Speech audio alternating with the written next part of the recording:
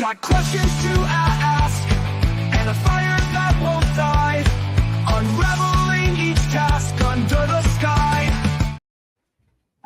Hello, hello, hello. How is everyone? I guess I should go over here and see if there's people in the comments. There we go. Hello, Levy. How's it doing? Hiya, Cynthia. Good to see ya. Well, here we are. It's the second one. The video actually played, so or at least I hope it played. It played for me, so if it didn't play for you, too bad.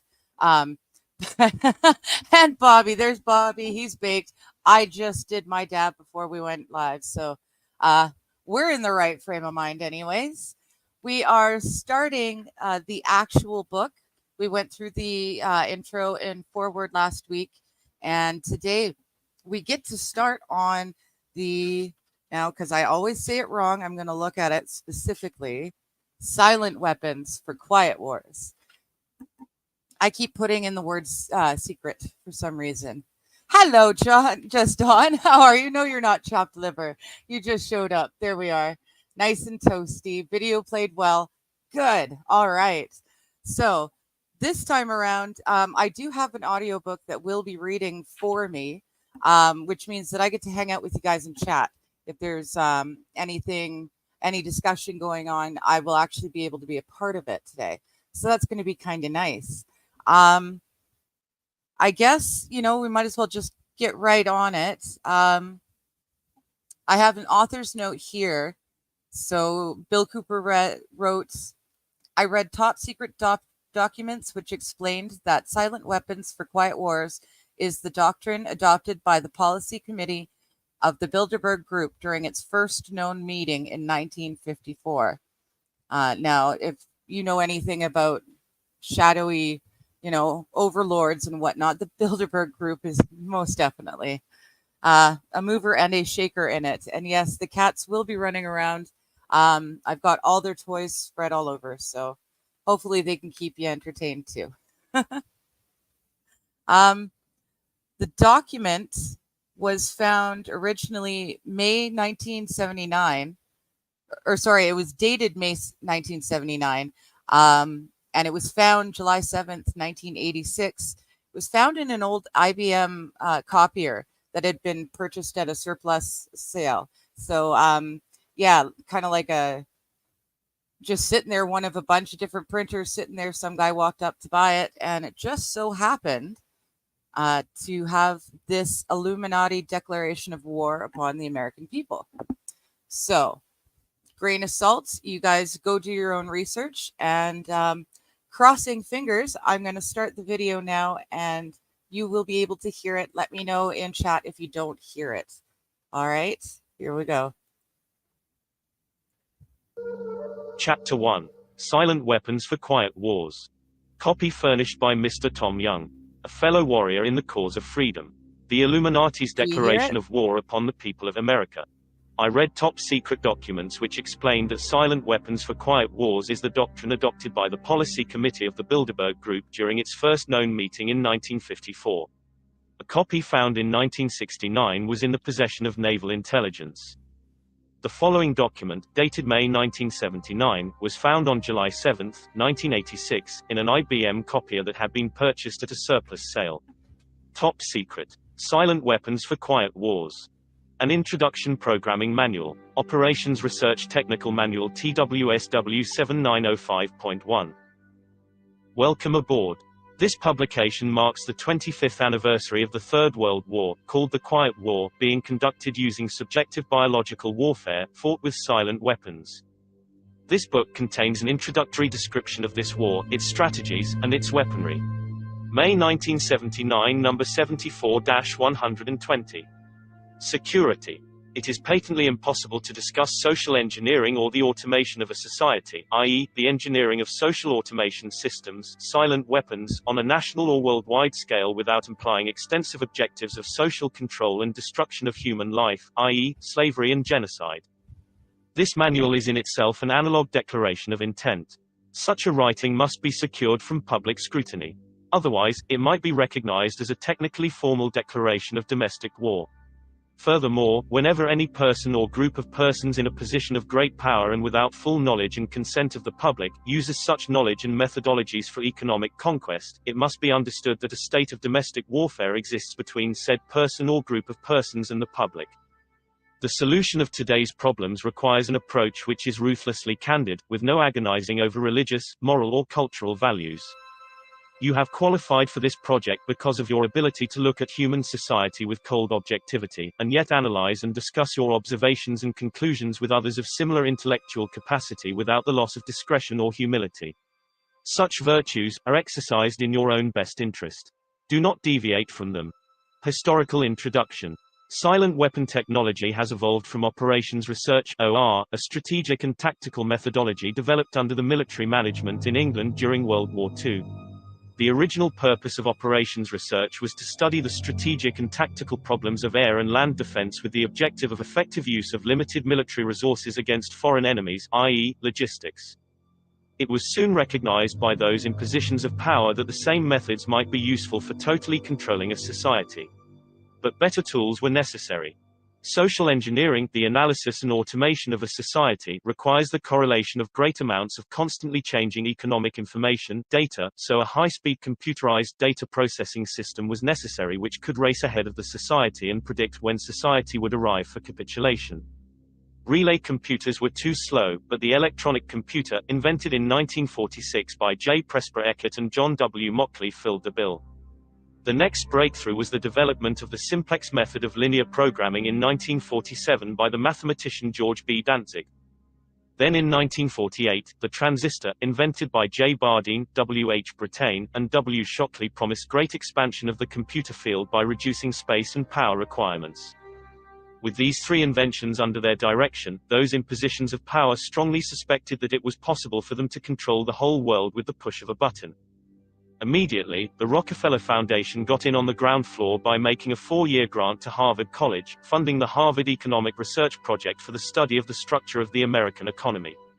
1 year later, in 1949, the United States Air Force joined in. In 1952 the grant period terminated, and a high-level meeting of the elite was held to determine the next phase of social operations research. The Harvard project had been very fruitful, as is borne out by the publication of some of its results in 1953 suggesting the feasibility of economic social engineering.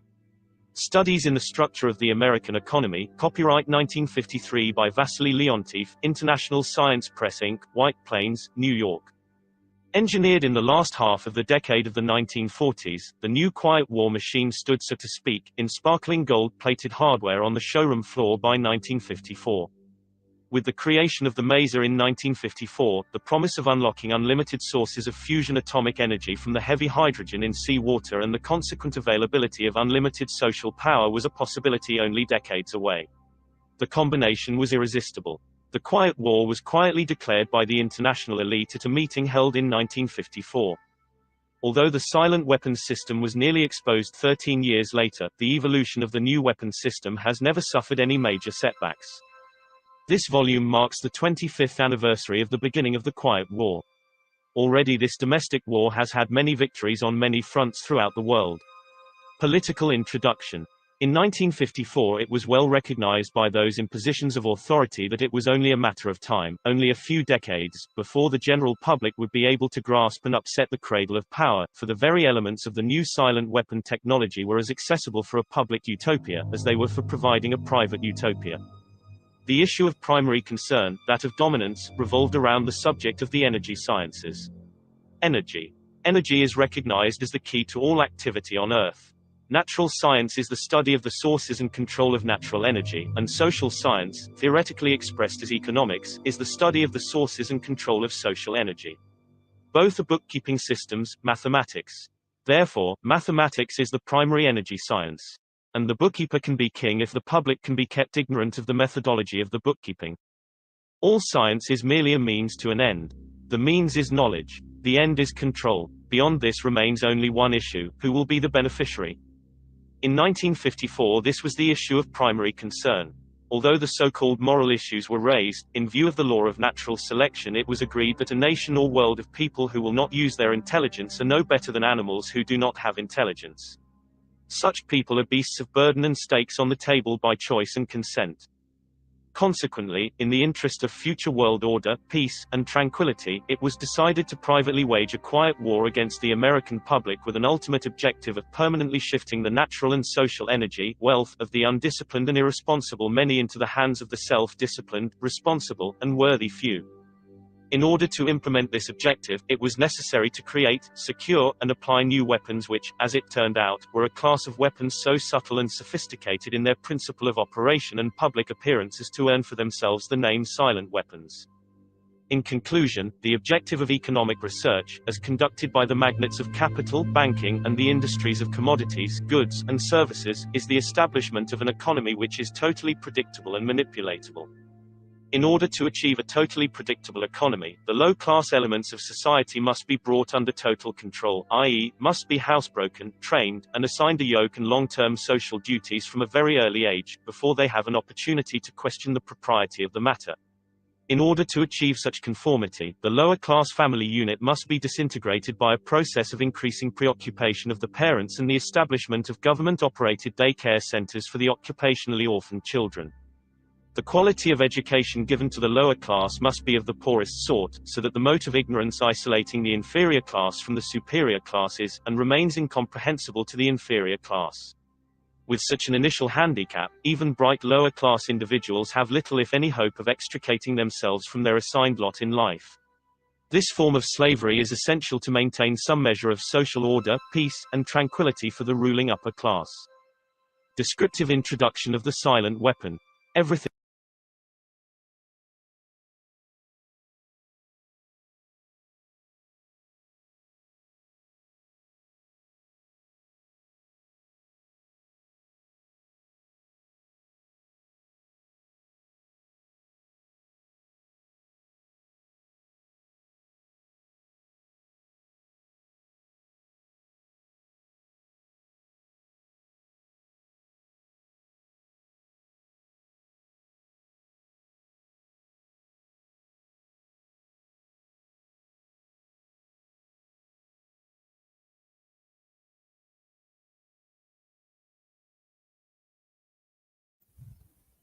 Yes, I boomered. I'm muted. I'm not anymore.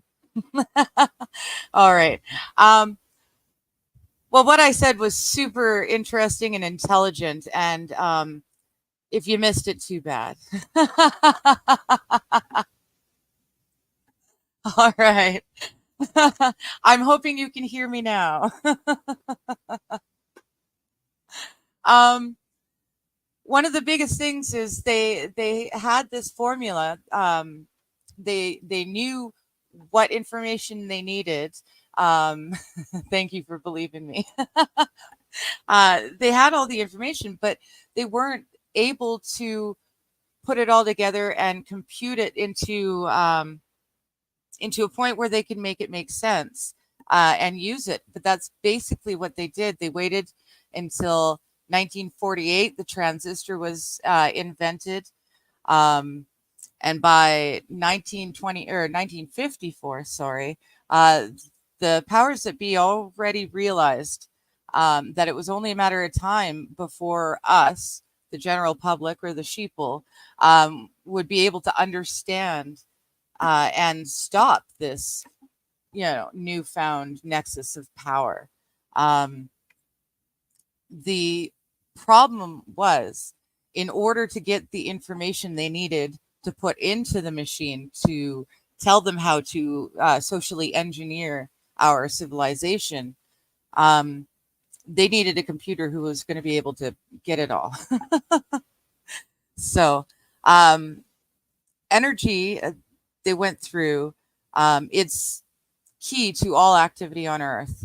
Natural science is the study of the sources and control of natural energy, and social science, theoretically expressed as economics, is the study of the sources and control of social energy. So they're basically bookkeeping systems, which breaks it down to mathematics, which goes right over my head, but it works really well in a computer. Suddenly, they were able to compute. This is the end result that we want. So they were able to use the computer to decide what problem they had to create so that they could then fix it for the public using the end result that they want.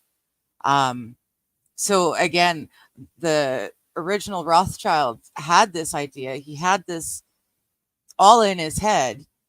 He just had no idea how to do the computations. He had to wait, well, not in his lifetime, but they had to wait with this knowledge until they were able to get a computer strong enough to do it.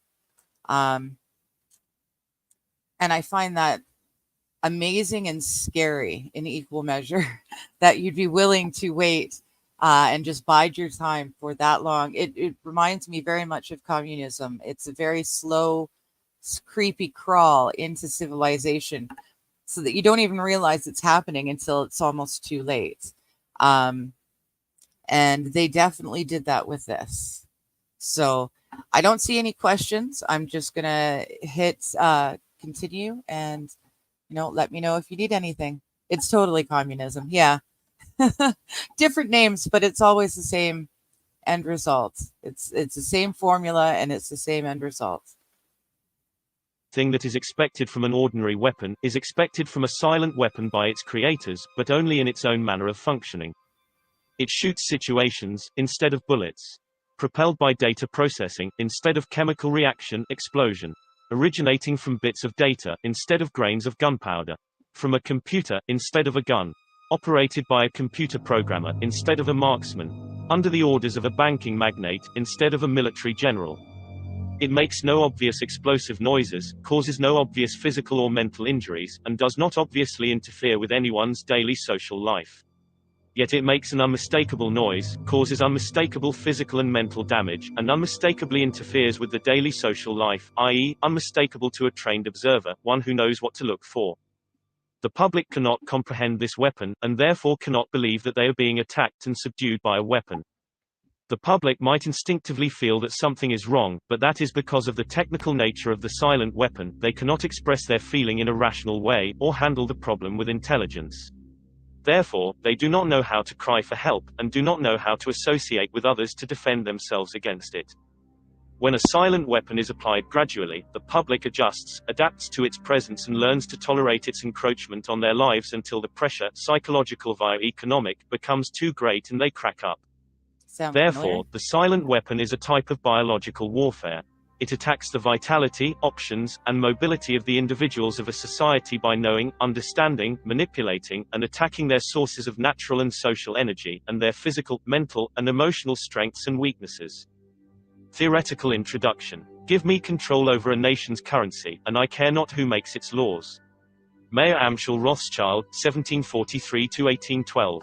Today's silent weapons technology is an outgrowth of a simple idea discovered, succinctly expressed, and effectively applied by the quoted Mr. Mayer Amschel Rothschild.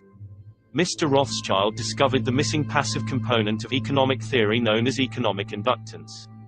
He, of course, did not think of his discovery in these 20th century terms, and to be sure, mathematical analysis had to wait for the Second Industrial Revolution, the rise of the theory of mechanics and electronics, and finally, the invention of the electronic computer before it could be effectively applied in the control of the world economy. General energy concepts. In the study of energy systems, there always appears three elementary concepts. These are potential energy, kinetic energy, and energy dissipation. And corresponding to these concepts, there are three idealized, essentially pure physical counterparts called passive components.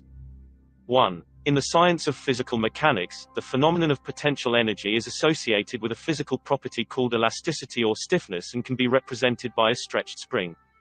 In electronic science, potential energy is stored in a capacitor instead of a spring. This property is called capacitance instead of elasticity or stiffness. 2. In the science of physical mechanics, the phenomenon of kinetic energy is associated with a physical property called inertia or mass and can be represented by a mass or a flywheel in motion. In electronic science, kinetic energy is stored in an inductor in a magnetic field instead of a mass. This property is called inductance instead of inertia. 3. In the science of physical mechanics, the phenomenon of energy dissipation is associated with a physical property called friction or resistance and can be represented by a dashpot or other device which converts energy into heat. In electronic science, dissipation of energy is performed by an element called either a resistor or a conductor, the term resistor being the one generally used to describe a more ideal device, e.g., wire, employed to convey electronic energy efficiently from one location to another. The property of a resistance or conductor is measured as either resistance or conductance reciprocals. In economics, these three energy concepts are associated with 1. Economic capacitance, capital, money, stock, inventory, investments in buildings and durables, etc. 2. Economic conductance, goods production flow coefficients. 3. Economic inductance, services, the influence of the population of industry on output. All of the mathematical theory developed in the study of one energy system, e.g., mechanics, electronics, etc., can be immediately applied in the study of any other energy system such as economics. Mr. Rothschild's energy discovery. What Mr. Rothschild had discovered was the basic principle of power, influence, and control over people as applied to economics. That principle is when you assume the appearance of power, people soon give it to you. Mr. Rothschild had discovered that currency or deposit loan accounts had the required appearance of power that could be used to induce people, inductance, with people corresponding to a magnetic field, into surrendering their real wealth in exchange for a promise of greater wealth, instead of real compensation. They would put up real collateral in exchange for a loan of promissory notes. Mr. Rothschild found that he could issue more notes than he had backing for, so long as he had someone's stock of gold as a persuader to show his customers. Mr. Rothschild loaned his promissory notes to individuals and to governments. These would create overconfidence. Then he would make money scarce, tighten control of the system, and collect the collateral through the obligation of contracts. The cycle was then repeated. These pressures could be used to ignite a war. Then he would control the availability of currency to determine who would win the war. That government which agreed to give him control of its economic system got his support. Collection of debts was guaranteed by economic aid to the enemy of the debtor. The profit derived from this economic methodology made Mr. Rothschild all the more able to expand his wealth. He found that the public greed would allow currency to be printed by government order beyond the limits, inflation, of backing in precious metal or the production of goods and services. Apparent capital as paper inductor. In this structure, credit presented as a pure element called currency, has the appearance of capital, but is in effect negative capital. Hence, it has the appearance of service, but is in fact, indebtedness or debt. It is therefore an economic inductance instead of an economic capacitance, and if balanced in no other way, will be balanced by the negation of population, war, genocide. The total goods and services represent real capital called the gross national product, and currency may be printed up to this level and still represent economic capacitance, but currency printed beyond this level is subtractive, represents the introduction of economic inductance, and constitutes notes of indebtedness. War is therefore the balancing of the system by killing the true creditors, the public, which we have taught to exchange true value for inflated currency, and falling back on whatever is left of the resources of nature and regeneration of those resources. Mr. Rothschild had discovered that currency gave him the power to rearrange the economic structure to his own advantage, to shift economic inductance to those economic positions which would encourage the greatest economic instability and oscillation. The final key to economic control had to wait until there was sufficient data and high-speed computing equipment to keep close watch on the economic oscillations created by price shocking and excess paper energy credits, paper inductance, inflation. Breakthrough. The aviation field provided the greatest evolution in economic engineering by way of the mathematical theory of shock testing. In this process, a projectile is fired from an airframe on the ground and the impulse of the recoil is monitored by vibration transducers connected to the airframe and wired to chart recorders. By studying the echoes or reflections of the recoil impulse in the airframe, it is possible to discover critical vibrations in the structure of the airframe, which either vibrations of the engine or aeolian vibrations of the wings, or a combination of the two, might reinforce, resulting in a resonant self-destruction of the airframe in flight as an aircraft. From the standpoint of engineering, this means that the strengths and weaknesses of the structure of the airframe in terms of vibrational energy can be discovered and manipulated. Application in economics. To use this method of airframe shock testing in economic engineering, the prices of commodities are shocked, and the public consumer reaction is monitored. The resulting echoes of the economic shock are interpreted theoretically by computers, and the psycho-economic structure of the economy is thus discovered. It is by this process that partial differential and difference matrices are discovered that define the family household and make possible its evaluation as an economic industry, dissipative consumer structure. Then the response of the household to future shocks can be predicted and manipulated, and society becomes a well-regulated animal with its reins under the control of a sophisticated computer-regulated social energy bookkeeping system. Eventually every individual element of the structure comes under computer control through a knowledge of personal preferences, such knowledge guaranteed by Computer Association of Consumer Preferences, Universal Product Code, UPC, zebra-striped pricing codes on packages with identified consumers, identified via association with the use of a credit card and later a permanent tattooed body number invisible under normal ambient illumination. Summary. Economics is only a social extension of a natural energy system. It also has its three passive components. Because of the distribution of wealth and the lack of communication and lack of data, this field has been the last energy field for which a knowledge of these three passive components has been developed. Since energy is the key to all activity on the face of the earth, it follows that in order to attain a monopoly of energy, raw materials, goods, and services and to establish a world system of slave labor, it is necessary to have a first strike capability in the field of economics. In order to maintain our position, it is necessary that we have absolute first knowledge of the science of control over all economic factors and the first experience at engineering the world economy. In order to achieve such sovereignty, we must at least achieve this one end, that the public will not make either the logical or mathematical connection between economics and the other energy sciences or learn to apply such knowledge. This is becoming increasingly difficult to control because more and more businesses are making demands upon their computer programmers to create and apply mathematical models for the management of those businesses. It is only a matter of time before the new breed of private programmer, economists, will catch on to the far-reaching implications of the work begun at Harvard in 1948. The speed with which they can communicate their warning to the public will largely depend upon how effective we have been at controlling the media, subverting education, and keeping the public distracted with matters of no real importance. The economic model. Economics, as a social energy science, has as a first objective the description of the complex way in which any given unit of resources is used to satisfy some economic want.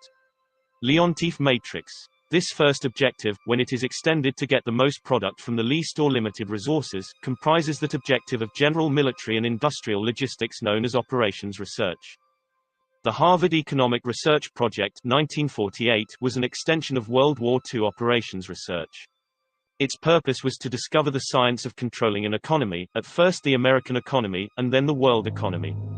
It was felt that with sufficient mathematical foundation and data, it would be nearly as easy to predict and control the trend of an economy as to predict and control the trajectory of a projectile. Such has proven to be the case. Moreover, the economy has been transformed into a guided missile on target. The immediate aim of the Harvard project was to discover the economic structure, what forces change that structure, how the behavior of the structure can be predicted, and how it can be manipulated. What was needed was a well-organized knowledge of the mathematical structures and interrelationships of investment, production, distribution, and consumption. To make a short story of it all, it was discovered that an economy obeyed the same laws as electricity and that all of the mathematical theory and practical and computer know-how developed for the electronic field could be directly applied in the study of economics. This discovery was not openly declared, and its more subtle implications were kept a closely guarded secret, for example that in an economic model, human life is measured in dollars, and that the electric spark generated when opening a switch connected to an active inductor is mathematically analogous to the initiation of war. The greatest hurdle which theoretical economists faced was the accurate description of the household as an industry. This is a challenge because consumer purchases are a matter of choice which in turn is influenced by income, price, and other economic factors. This hurdle was cleared in an indirect and statistically approximate way by an application of shock testing to determine the current characteristics, called current technical coefficients, of a household industry. Finally, because problems in theoretical electronics can be translated very easily into problems of theoretical electronics, and the solution translated back again, it follows that only a book of language translation and concept definition needed to be written for economics. The remainder could be gotten from standard works on mathematics and electronics. This makes the publication of books on advanced economics unnecessary and greatly simplifies project security. Industrial diagrams. An ideal industry is defined as a device which receives value from other industries in several forms and converts them into one specific product for sales and distribution to other industries. It has several inputs and one output. What the public normally thinks of as one industry is really an industrial complex, where several industries under one roof produce one or more products. A pure single-output industry can be represented oversimply by a circuit block as follows.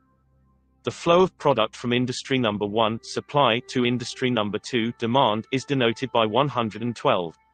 The total flow out of industry K is denoted by IK, sales, etc. A three-industry network can be diagrammed as follows. A node is a symbol of collection and distribution of flow. Node number 3 receives from industry number 3 and distributes to industries number 1 and number 3.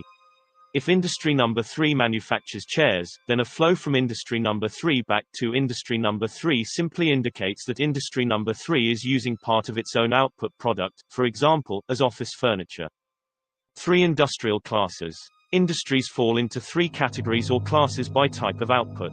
Class number 1, capital and resources. Class number 2, goods, commodities or use, dissipative.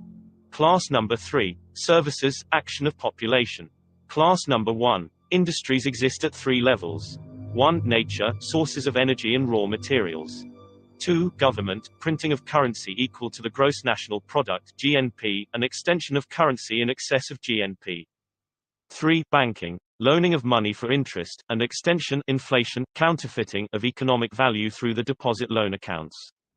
Class number 2, industries exist as producers of tangible or consumer, dissipated products. This sort of activity is usually recognized and labeled by the public as industry. Class number 3, industries are those which have service rather than a tangible product as their output. These industries are called 1. Households, and 2. Governments. Their output is human activity of a mechanical sort, and their basis is population. Aggregation. The whole economic system can be represented by a 3-industry model if one allows the names of the outputs to be 1. Capital, 2. Goods, and 3. Services.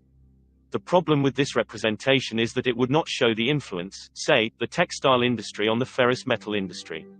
This is because both the textile industry and the ferrous metal industry would be contained within a single classification called the goods industry, and by this process of combining or aggregating these 2 industries under one system block they would lose their economic individuality. The E model. A national economy consists of simultaneous flows of production, distribution, consumption, and investment. If all of these elements including labor and human functions are assigned a numerical value in like units of measure, say, $1,939, then this flow can be further represented by a current flow in an electronic circuit, and its behavior can be predicted and manipulated with useful precision. The 3 ideal passive energy components of electronics, the capacitor, the resistor, and the inductor, correspond to the 3 ideal passive energy components of economics called the pure industries of capital, goods, and services, respectively. Economic capacitance represents the storage of capital in one form or another. Economic conductance represents the level of conductance of materials for the production of goods. Economic inductance represents the inertia of economic value in motion. This is a population phenomenon known as services. Economic inductance. An electrical inductor, example, a coil or wire, has an electric current as its primary phenomenon and a magnetic field as its secondary phenomenon, inertia. Corresponding to this, an economic inductor has a flow of economic value as its primary phenomenon and a population field as its secondary field phenomenon of inertia. When the flow of economic value, e.g., money, diminishes, the human population field collapses in order to keep the economic value of money flowing, as an extreme case, war. This public inertia is a result of consumer buying habits, expected standard of living, etc., and is generally a phenomenon of self-preservation. Inductive factors to consider: 1. Population. 2. Magnitude of the economic activities of the government. 3. The method of financing these government activities. See Peter Paul Principle, inflation of the currency. Translation. A few examples will be given. Charge. Coulombs dollars, 1939. Flow, current. Amperes, coulombs and second, dollars of flow per year. Motivating force. Volts, dollars, output, demand. Conductance. Amperes per volt, dollars of flow per year per dollar demand. Capacitance. Coulombs per volt, dollars of production inventory, stocks per dollar demand. Silent weapons for quiet wars. time flow relationships and self-destructive oscillations. An ideal industry may be symbolized electronically in various ways. The simplest way is to represent a demand by a voltage and a supply by a current. When this is done, the relationship between the two becomes what is called an admittance, which can result from three economic factors. 1. Foresight flow. 2. Present flow, and 3. Hindsight flow. 1. Foresight flow is the result of that property of living entities to cause energy, food, to be stored for a period of low energy, e.g., a winter season. It consists of demands made upon an economic system for that period of low energy, winter season. In a production industry, it takes several forms, one of which is known as production stock or inventory. In electronic symbology, this specific industry demand, a pure capital industry, is represented by capacitance and the stock or resource is represented by a stored charge. Satisfaction of an industry demand suffers a lag because of the loading. Effective inventory priorities. 2. Present flow ideally involves no delays. It is, so to speak, input today for output today, a hand-to-mouth flow. In electronic symbology, this specific industry demand, a pure US industry, is represented by a conductance which is then a simple economic valve, a dissipative element. 3. Hindsight flow is known as habit or inertia. In electronics, this phenomenon is the characteristic of an inductor, or economic analog, which equals a pure service industry in which a current flow, or economic analog, equals the flow of money which creates a magnetic field, or economic analog, which equals active human population, which if the current money flow begins to diminish or collapse, as in war, will maintain the current flow of money, as in energy. Other large alternatives to war as economic inductors or economic flywheels are an open-ended social welfare program, or an enormous but fruitful open-ended space program. The problem with stabilizing the economic system is that there is too much demand on account of 1. Too much greed and 2. Too much population. This creates excessive economic inductance which can only be balanced with economic capacitance, true resources or value, e.g., in goods or services. The social welfare program is nothing more than an open-ended credit balance system which creates a false capital industry to give non-productive people a roof over their heads and food in their stomachs. This can be useful, however, because the recipients become state property in return for the gift, a standing Annie for the elite. For he who pays the piper picks the tune. Those who get hooked on the economic drug must go to the elite for a fix. In this, the method of introducing large amounts of stabilizing capacitance is by borrowing on the future credit of the world. This is the fourth law of motion, onset, and consists of performing an action and leaving the system before the reflected reaction returns to the point of action, a delayed reaction. The means of surviving the reaction is by changing the system before the reaction can return. By this means, politicians become more popular in their own time and the public pays later. In fact, the measure of such a politician is the delay time. The same thing is achieved by a government by printing money beyond the limit of the gross national product, an economic process called inflation. This puts a large quantity of money into the hands of the public and maintains a balance against their greed, creates false self-confidence in them, and for a while, stays the wolf from the door. They must eventually resort to war to balance the account, because war ultimately is merely the act of destroying the creditor, and the politicians are the publicly hired hitmen that justify the act to keep the responsibility and blood off the public conscience. See section on consent factors and social economic structuring. If the people really cared about their fellow man, they would control their appetites, greed, procreation, etc., so that they would not have to operate on a credit or welfare social system which steals from the worker to satisfy the bum. Since most of the general public will not exercise restraint, there are only two alternatives to reduce the economic inductance of the system. 1. Let the populace bludgeon each other to death in war, which will only result in total destruction of the living earth. 2. Take control of the world by the use of economic silent weapons in a form of quiet warfare and reduce the economic inductance of the world to a safe level by a process of benevolent slavery and genocide. The latter option has been taken as the obviously better option. At this point it should be crystal clear to the reader why absolute secrecy about the silent weapons is necessary. The general public refuses to improve its own mentality and its faith in its fellow man. It has become a herd of proliferating barbarians, and, so to speak, a blight upon the face of the earth. They do not care enough about economic science to learn why they have not been able to avoid war despite religious morality, and their religious or self-gratifying refusal to deal with earthly problems renders the solution of the earthly problem unreachable to them. It is left to those few who are truly willing to think and survive as the fittest to survive, to solve the problem for themselves as the few who really care. Otherwise, exposure of the silent weapon would destroy our only hope of preserving the seed of the future true humanity. Final bill of goods is called the final bill of goods or the bill of final demand and is zero when the system can be closed by the evaluation of the technical coefficients of the non-productive industries, government and households. Households may be regarded as a productive industry with labor as its output product. The technical coefficients. The quantities y, j and k are called the technical coefficients of the industrial system. They are admittances and can consist of any combination of three passive parameters: conductance, capacitance, and inductance. Diodes are used to make the flow unidirectional and point against the flow.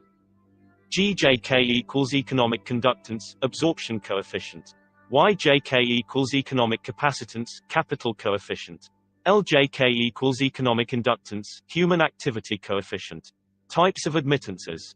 The household industry.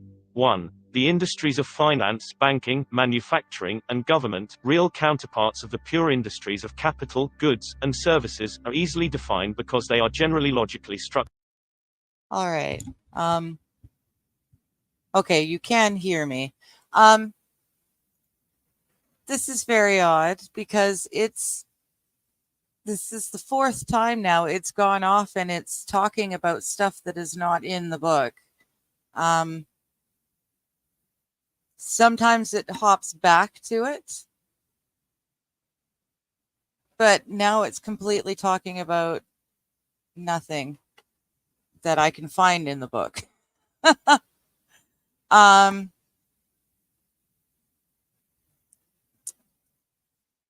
That's very strange. I should have followed it page by page. Honestly, I made an assumption. I listened to a bit of it, and I've listened to the book in bits and pieces forever. But yeah, I know it said it was describing the diagrams, but there's no link to the diagrams.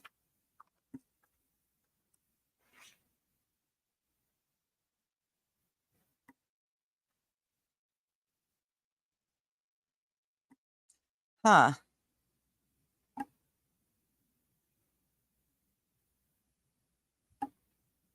Well, now I am going to just do a quick, because if we're going to learn the man's words in his book, then we need to learn from the man, right? There's a reason I'm reading parts of this anyways, because all of the book is not in there. So let me, I do have it.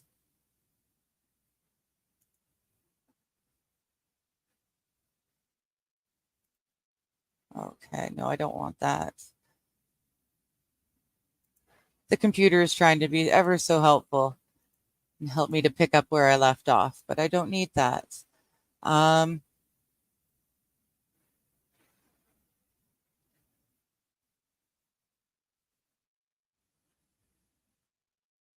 So it looks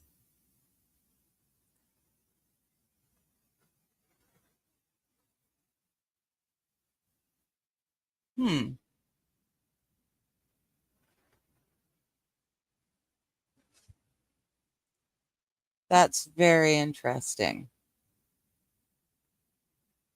because I have the whole thing as a document as well.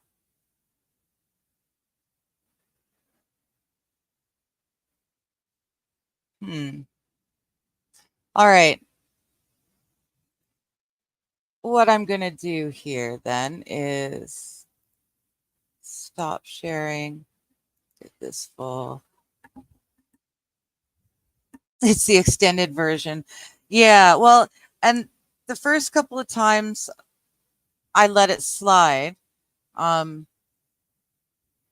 it's really jumping all over the place. So I've got all sorts of extra paperwork in here in the back of his book as well.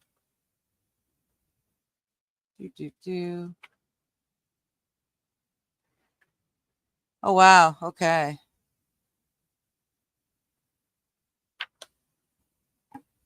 So we had touched on the translation between electronic jargon and economic jargon.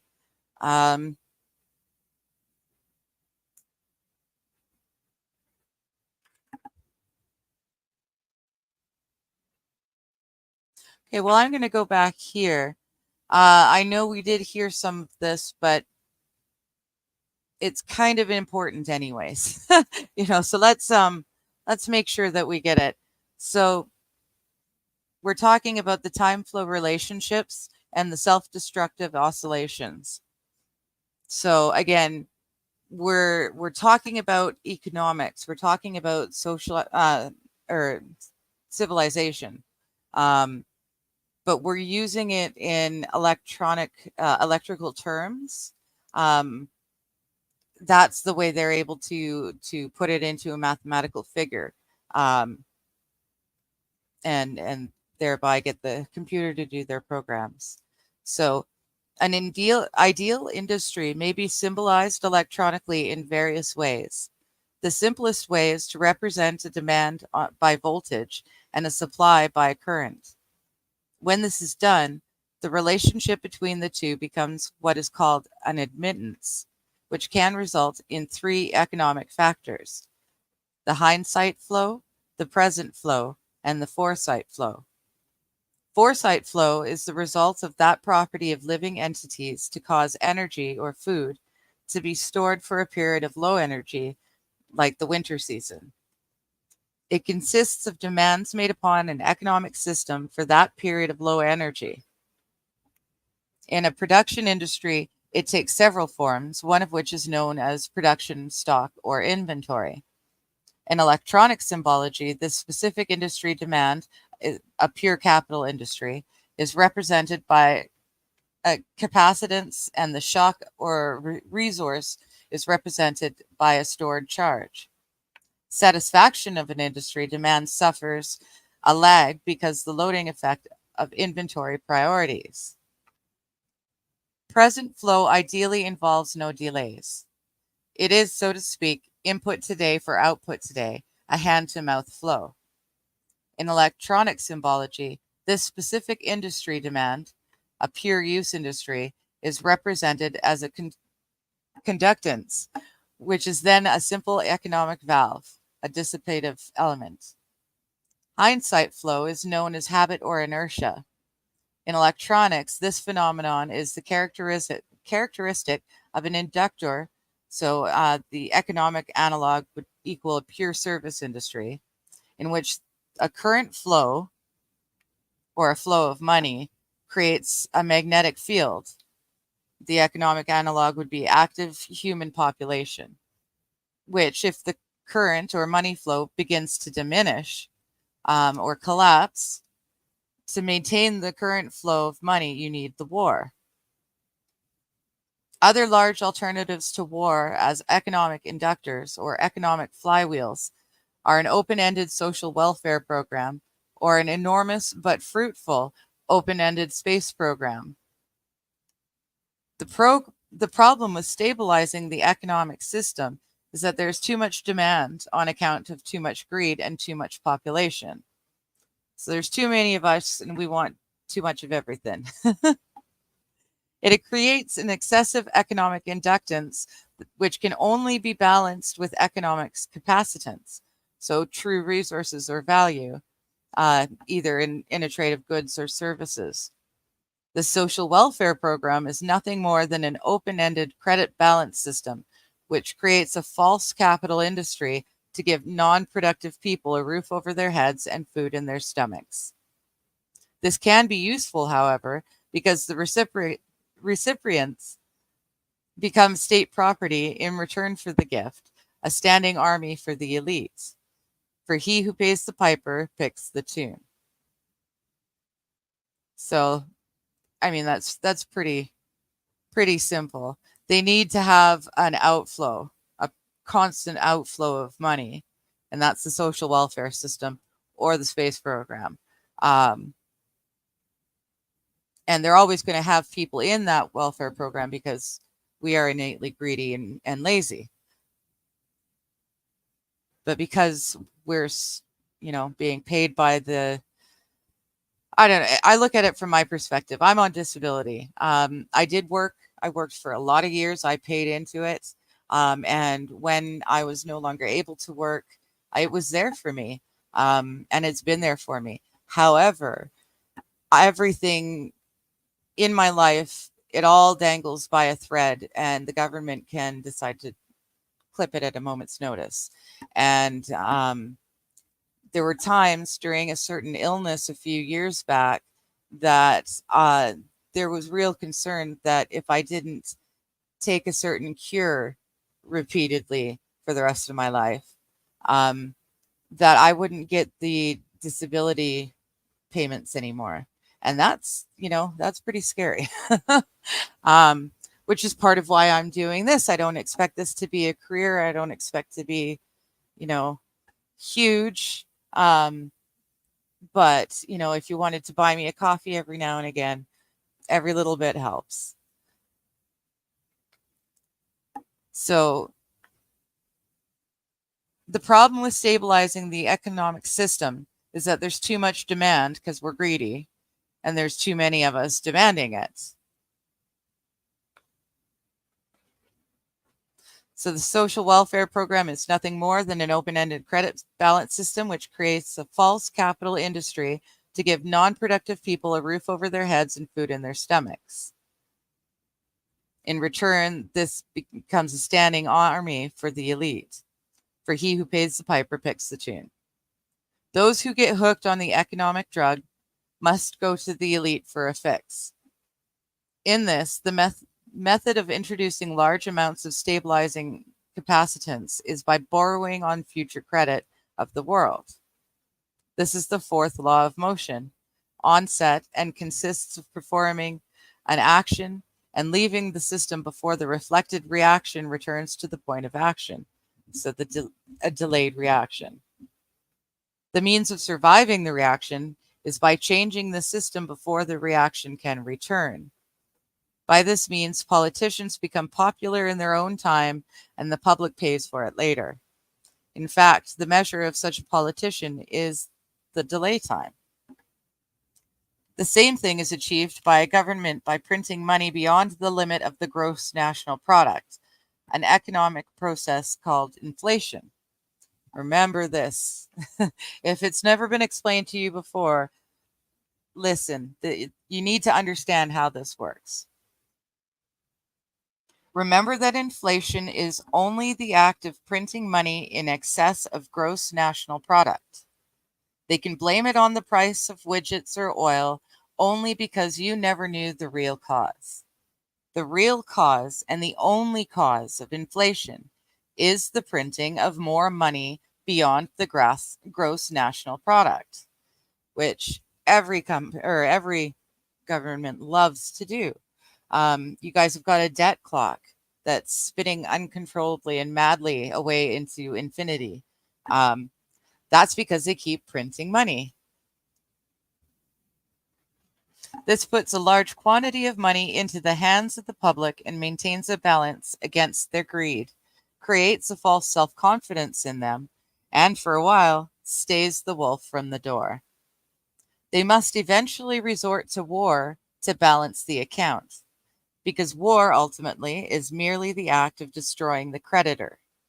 And the politicians are publicly hired hitmen that justify the act to keep the responsibility and blood off the public conscience. If the people really cared about their fellow man, they would control their appetites so that they would not have to operate on a credit or welfare system which steals from the worker to satisfy the bum. Since most of the general public will not exercise restraint, there are only two alternatives to reduce the economic inductance of the system. One, let the populace bludgeon each other to death in war, which will only result in a total destruction of the living earth.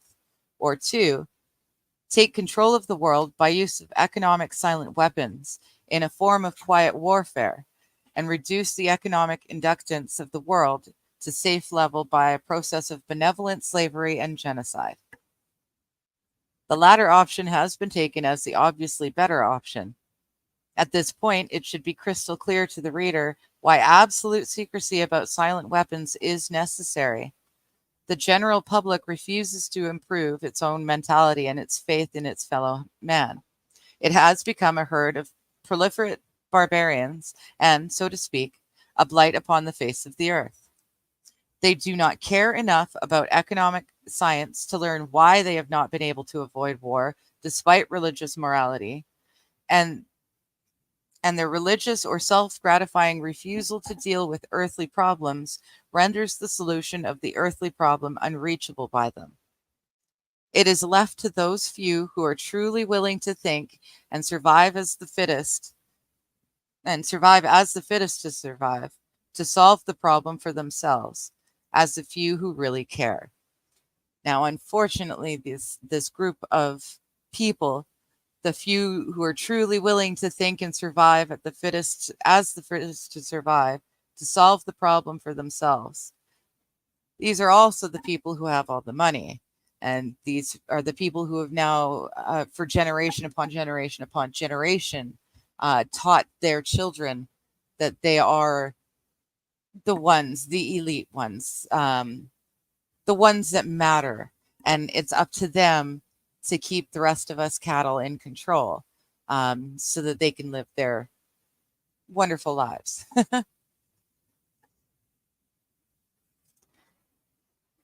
So otherwise, exposure of the silent weapon would destroy our only hope of preserving the seed of future true humanity. So they're thinking that they're doing this benevolently. From their perspective, in their mind, they're doing this to save humanity. So when they want to get rid of like a third of all humans on Earth, it's for good reason. They're doing it with our best interests at heart. And so we have to remember that, when they're taking away all the rights. You're one of them, eh, Levy? Yeah, Bill's got a lot of people who gave him the secrets to fill this book. It's quite amazing, and we will be covering all sorts of interesting stuff. So, the household industry.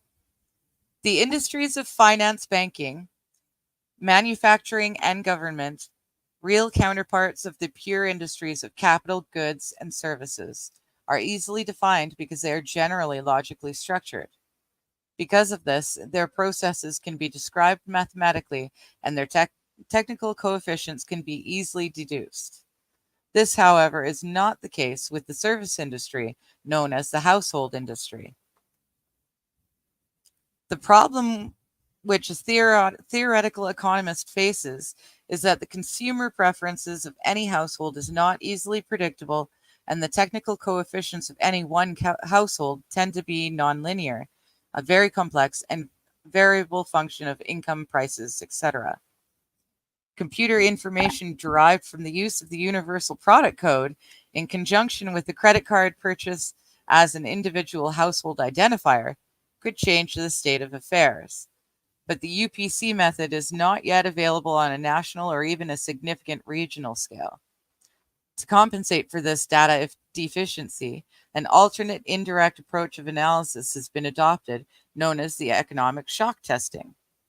This method, widely used in the aircraft manufacturing industry, develops an aggregate statistical sort of data. So we saw this again during that illness that happened recently. They did a lot of shock testing with the toilet paper. I know my meds, there was a supply chain issue, and all of my serious meds got changed on me, which threw me through a loop. And then, of course, I finally got settled onto the new meds, and the supply chain issue was fixed. and I had to go all through it all over again. So, yeah, the toilet paper is probably the one that all of us can most easily relate to. But suddenly there was none on the shelves, and everyone is scrambling. The same with the masks for a while.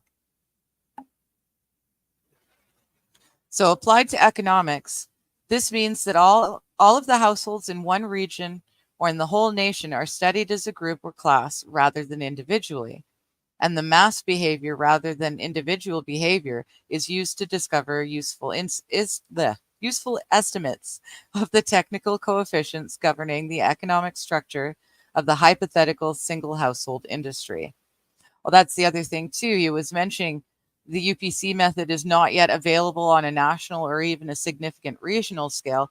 Well, that was quite a few years ago, and now that UPC code, that's worldwide on all products, and now we've got the QR code as well. That's just another way of them to collect our information and deposit in the right spot so that they can create the problem that will cause us to adopt their solution.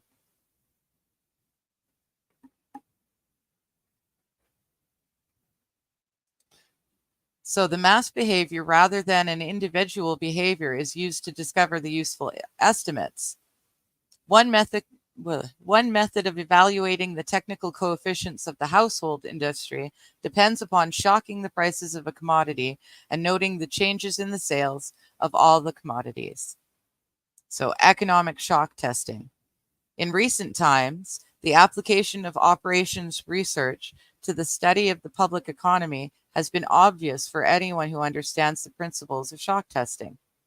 In the shock testing of an aircraft airframe, the recoil impulse of firing a gun mounted on that airframe causes shock waves in that structure, which tell aviation engineers the conditions under which a parts of the airplane or the whole airplane or its wings will start to vibrate or flutter like a guitar string, a flute reed, a tuning fork, and disintegrate or fall apart in flight. Flutes don't use reeds. Come on, Bill. You should know better. So they're testing at which point the vibrations will be too strong and they will disintegrate or fall apart. The economic engineers achieve the same result in studying the behavior of the economy and the consumer public by carefully selecting a staple commodity such as beef, coffee, gasoline, or sugar, and then causing a sudden change or shock in its price or availability, thus kicking everybody's budget or buying habits out of shape. Then they observe the shock waves which result by monitoring the changes in the advertising, prices, and sales of that and other commodities. The objective of such studies is to acquire the know-how to set the public economy into a predictable state of motion or change, even a controlled self-destructive state of motion, which will convince the public that certain expert people should take control of the money system and then reestablish security, rather than liberty and justice for all. When the subject citizens are rendered unable to control their financial affairs, they, of course, become totally enslaved, a source of cheap labor. Not only the prices of commodities, but also the availability of labor can be used as the means of shock testing. Labor strikes deliver excellent test shocks to an economy, especially in critical service areas of trucking, communication, public utilities like energy, water, garbage collection. By shock testing, it's found that there's a direct relationship between the availability of money flowing into an economy and the psychological outlook and response of masses of people dependent upon that availability. For example, there is a measurable quantitative relationship between the price of gasoline and the probability that a person would experience a headache, feel a need to watch a violent movie, smoke a cigarette, or go to a tavern for a mug of beer. It is most interesting that, by observing and measuring the economic modes by which the public tries to run from their problems and escape from reality, and by applying the mathematical theory of operations research, It is possible to program computers to predict the most probable combination of created events or shocks, which will bring about a complete control and subjugation of the public through a subversion of the public economy, basically by shaking the tree.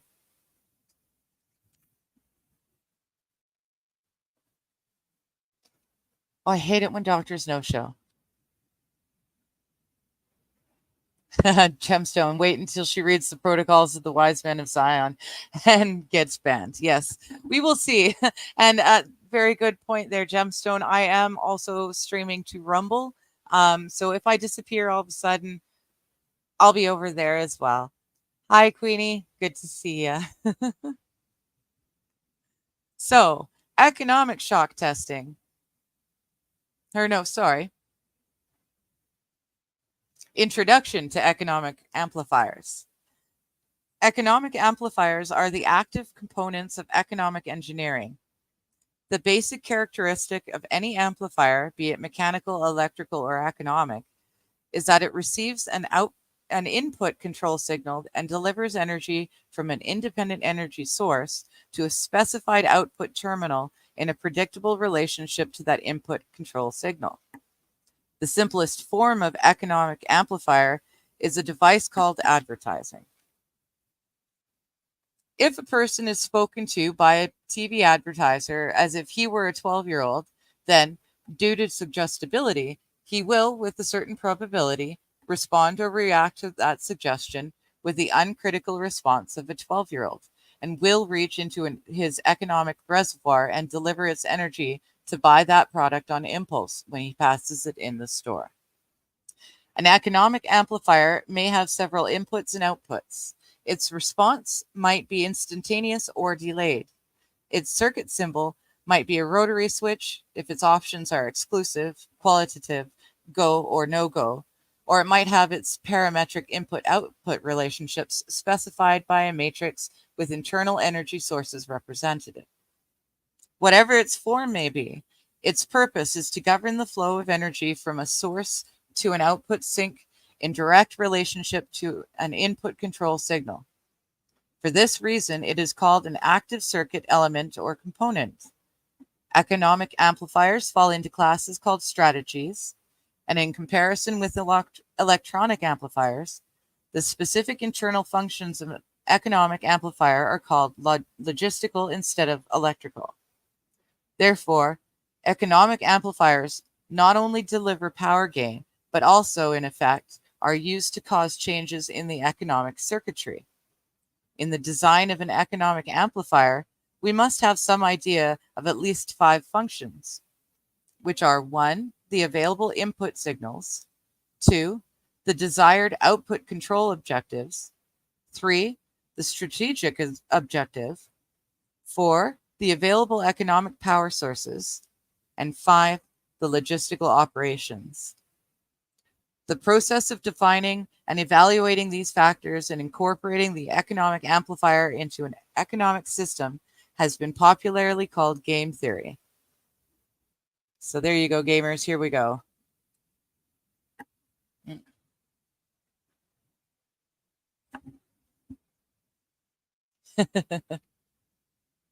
Hello, AP.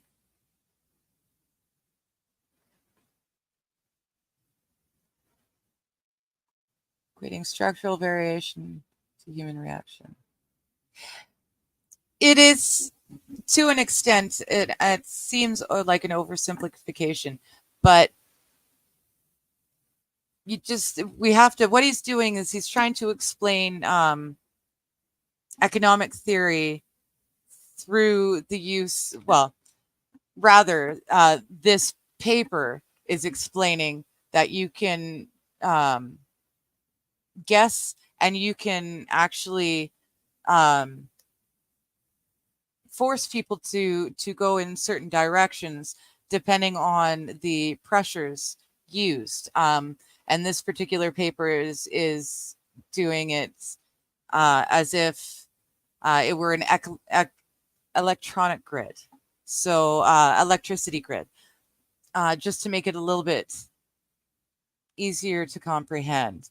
It's all about turning this statistical data into numbers, because once they can turn the data into numbers, they can then put it into the formula, compute it, and this is how they get their create a problem that causes us to request of them the solution they wanted to give us in the first place. So it is a little bit simplified, but it does work as it explains it, and as we can and play it out in our own experiences in the world. You can see this is exactly how they go about with the pre-programming.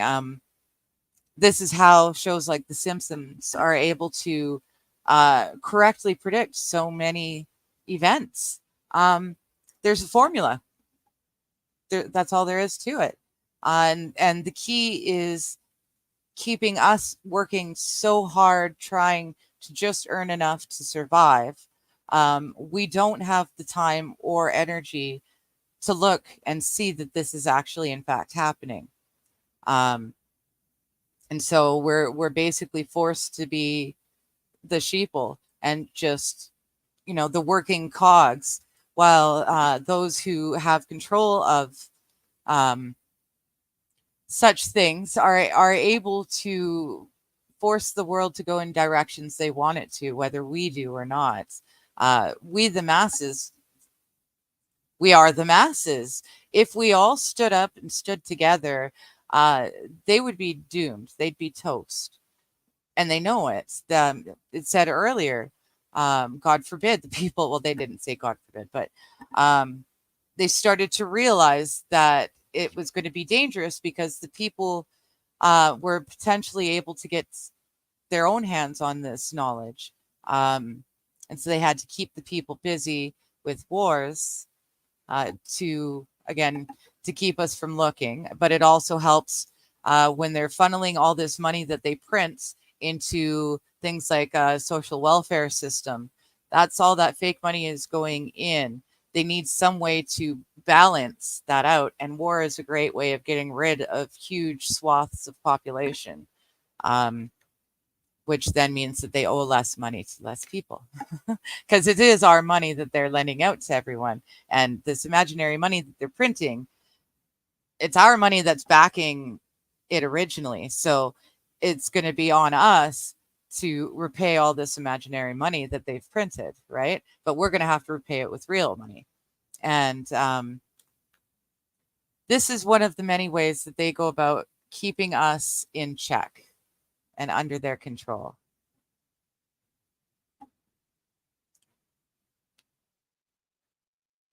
So an economic amplifier may have several inputs and outputs. Its response may be instantaneous or delayed. Its circuit symbol might be a rotary switch if the options are exclusive, qualitative, or go or no-go. Or it might have its parametric input-output relationships specified by a matrix with internal energy sources represented. Whatever its form might be, its purpose is to govern the flow of energy from a source to an output sink in direct relationship to an input control signal. For this reason, it's called an active circuit element or component. Economic amplifiers fall into classes called strategies, and in comparison with electronic amplifiers, the specific internal functions of an economic amplifier are called logistical instead of electrical. Therefore, economic amplifiers not only deliver power gain, but also, in effect, are used to cause changes in the economic circuitry. In the design of an economic amplifier, we must have some idea of at least 5 functions, which are the available input signals, the desired output control objectives, the strategic objective, the available economic power sources, and the logistical operations. The process of defining and evaluating these factors and incorporating them in the economic amplifier into an economic system has been popularly called game theory. The design of an economic amplifier begins with the specification of the power level of the output, which can range from personal to national. The second condition is accuracy of response, or how accurately the output action is a function of the input commands. High gain combined with strong feedback helps to deliver the required precision. Most of the error will be in the input data signal. Personal input data tends to be specific, while national input data tends to be statistical. So, a short list of inputs. Questions to be answered. What, when, where, how, why, and who. General sources of information, telephone taps, surveillance, analysis of garbage, behavior of children in school. Standard of living by food, clothing, shelter, and transportation. Social contacts by telephone, itemized record of calls. Family through marriage certificates, birth certificates, etc. Friends and associates, memberships in organizations, and political affiliation. And then the personal paper trail. Personal buying habits like personal consumer preferences, checking accounts, credit card purchases, tagged credit card purchases, the purchase of products bearing the UPC. Again, I think that's all of them now. So we have to remember this was first published in 1991. So we're a little bit further along the timeline now. The assets will be checking accounts, savings accounts, real estate, business, automobiles, safety deposit at bank, and the stock market. Liabilities will be creditors, enemies, see legal, loans, and consumer credit. And the government sources or ploys, the welfare, Social Security, USDA surplus food, doles, grants, and subsidies. The principle of the ploy, the citizen will almost always make the collection of information easy if he can operate on the free sandwich principle of eat now and pay later. And that's very obviously still in effect. How many times have you been playing a little, phone, whatever kind of game, and they ask you to complete a survey, so they'll give you extra rubies or energy or whatever, what have you. So you fill out the silly little survey that seems ridiculous and pointless and meaningless to anyone. But in reality, each one of those survey answers gives them another data point to feed into this to help them to program us better, more efficiently.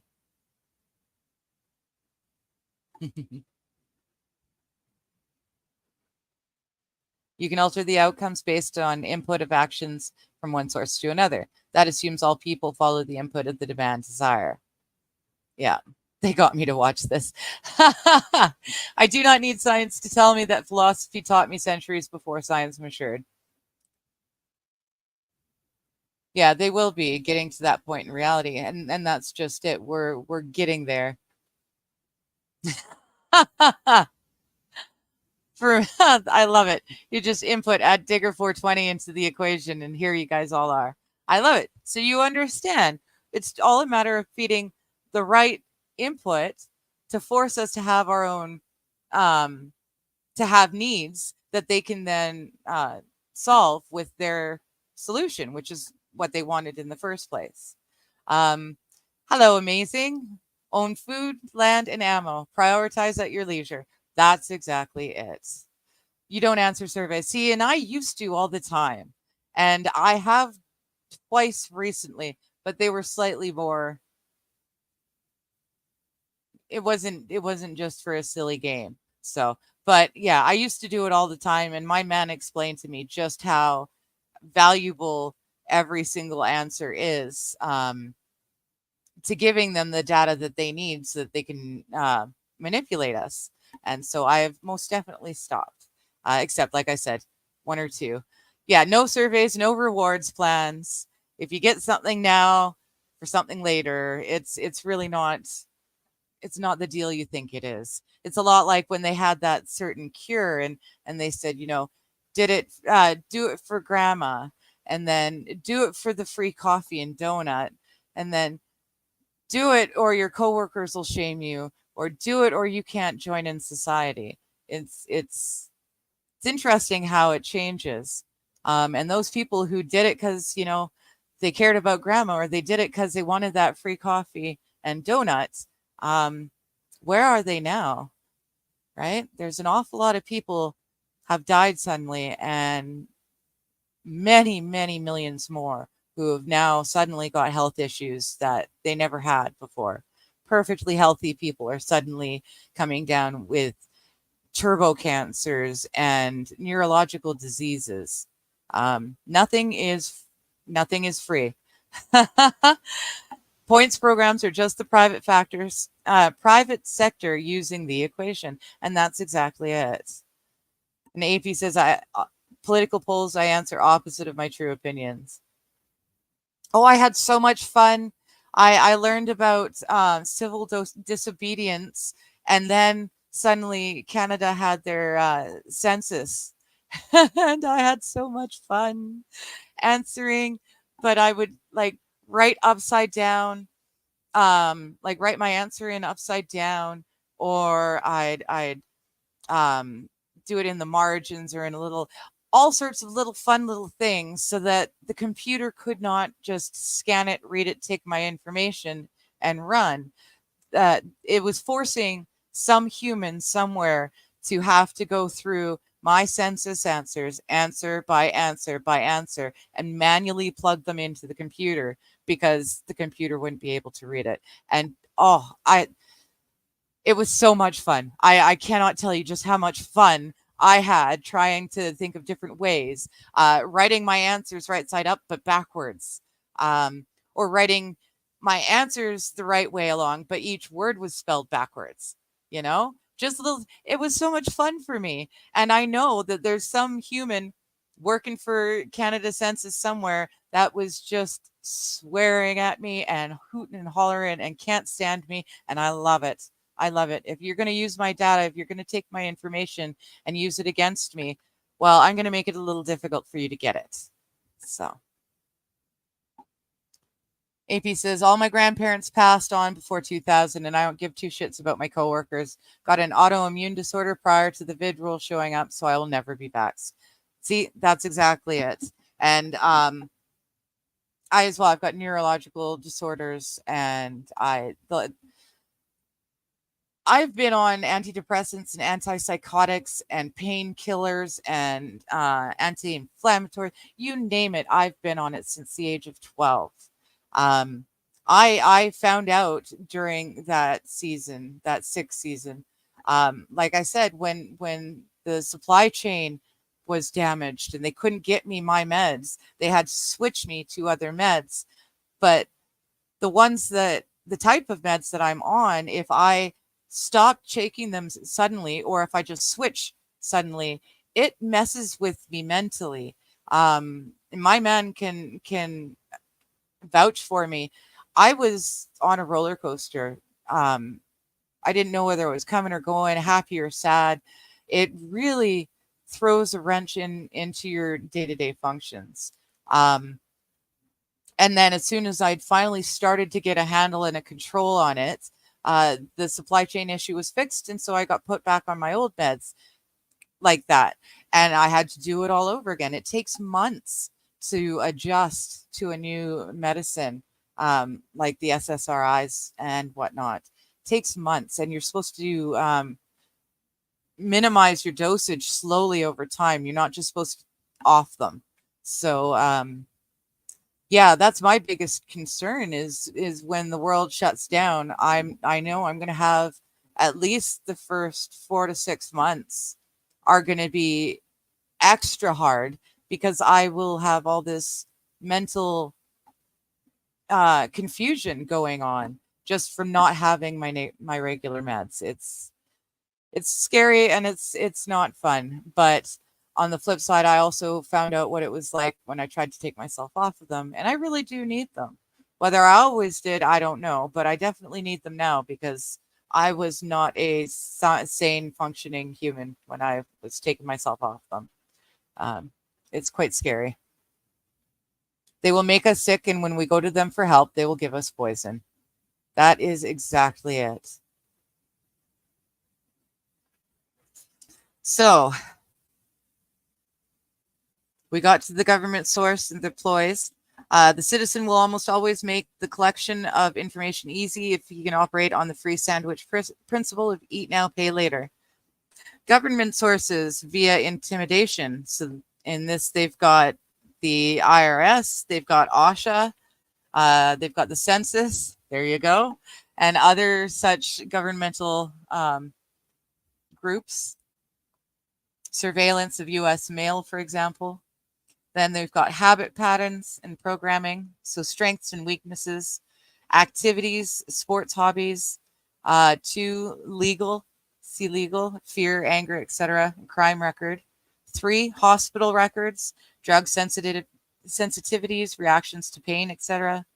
4, psychiatric records, fears, angers, disgusts, adaptability, reactions to stimuli, violence, suggestibility or hypnosis, pain, pleasure, love, and sex. Methods of coping or of adaptability behavior. 1, consumption of alcohol. 2, consumption of drugs. 3, entertainment. 4, religious factors influencing behavior. 5, other methods of escaping from reality. Payment modus operandi. 1, payment of telephone bills. 2, energy purchases like electric and gas. Water purchases. 4, repayment of loans. 5, house payments. 6, automobile payments. 7, payments on credit cards. Political sensitivity. 1, beliefs. 2, contacts. 3, position. 4, strengths and weaknesses. 5, projects and activities. Then there's the legal inputs, behavioral control. These are excuses for investigation, search, arrest, or employment of force to modify behavior. So they've got 1 is court records, 2, police records or NCIC, 3, driving record, 4, reports made to police. That's not reports made by others on you, it's reports you've made on others to the police as well. Insurance information, and 6 is anti-establishment acquaintances. Ooh, I got a lot of them. National input information. So there's business sources like from IRS. So you've got the prices of commodities or sales. 3, investments in stocks and inventory. B, production tools and machinery. C, buildings and improvements. D, the stock market. Banks and credit bureaus. So 1 is credit information, 2, payment information. Then miscellaneous sources. So you've got polls and surveys, number 1. Number 2 is publications. Number 3, telephone records. Number 4, energy and utility purchases. And the short list of outputs. So outputs create controlled situations, manipulation of the economy, hence society, control by control of compensation and income. So the sequence. 1, allocates opportunities. 2, destroys opportunities. 3, controls economic environment.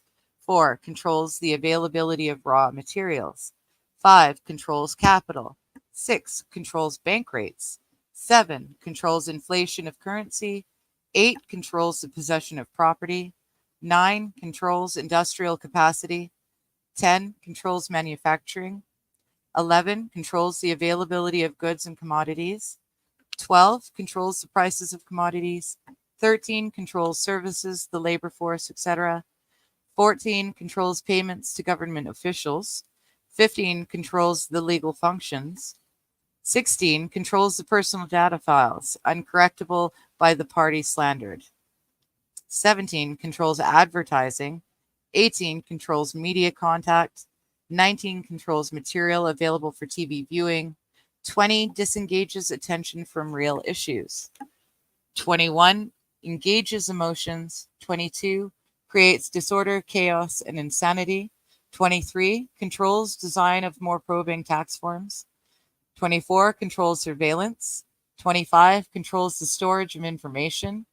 26, develops psychological analyses and profiles of individuals. 27, controls legal functions, repeat of 25. 28, controls sociological factor, controls health options. 30, preys on weaknesses. 31, cripples strengths. And 32, leeches wealth and substance. So the table of strategies. So to do this, or no, if you do this, this is the result you'll get. So if you keep the public ignorant, you'll have less public organization. If you maintain access to control points for feedback, the required reaction out to outputs and sales. So if you maintain access to control points for feedback, then you'll get the required reaction to outputs. If you create preoccupation, you're going to lower people's defenses. If you attack the family unit, you get control of the education of the young. If you give less cash and more credit and doles, you're going to get more self-indulgence and more data. If you attack the privacy of the church, you're going to destroy faith in this sort of government. If you control social conformity, you get computer programming simplicity. And I think that's what you're talking about, AP. This seems rather simplistic. But at the end of the day, it really is. It's just a matter of knowing how to turn which data points into what numbers. And then it's just that simple. And they've been doing it for a very, very long time. So if you minimize the tax protest, you're going to get maximum economic data, minimum enforcement problems. If you stabilize the consent, you're going to get simplicity of coefficients. If you tighten the control of variables, you're going to get simpler computer input data and greater predictability. If you establish boundary conditions, you're going to get problem simplicity and solutions of differential and difference equations. If you have proper timing, there will be less data shift and blurring. And if you maximize control, there will be minimum resistance to the control. And if you collapse the currency, you will destroy the faith of the American people in each other. So that is the ultimate objective. According to Bill Cooper, the author, it's the New World Order. It's destroying the faith of us humans in each other. And so we look to our government or our leaders to save us, which gives them more control. So diversion, the primary strategy. Experience has proven that the simplest method of securing a silent weapon and gaining control of the public is to keep the public undisciplined and ignorant of basic systems principles on the one hand, while keeping them confused, disorganized, and distracted with matters of no real importance on the other hand. For example, does anyone remember when Anna Nicole Smith died? Or rather, when her husband died? And all you would see on the media for weeks was Anna Nicole Smith, and was she a gold digger? Or did she really love him? Was she going to get the money, or was the family going to be able to cut her out of that will? That's all we saw. I never really thought about it, but what was happening? What was going on during that time? Now that I've made that point, I've forgotten what was happening during that time. But there was some major world event happening. And we were all basically ignorant of that fact because all we saw everywhere was Anna Nicole Smith. Yeah, that was, thank you, Gemstone. That was the worst casualty month in the Iraq War. But we never heard about it because all we heard was Anna Nicole Smith this and Anna Nicole Smith that. You know, is she going to get the money? Is the family the gold digger, or is she the gold digger? La la la la la la. Did she ever even love the man? And no one knew that it was the worst casualty month in all of the Iraq War.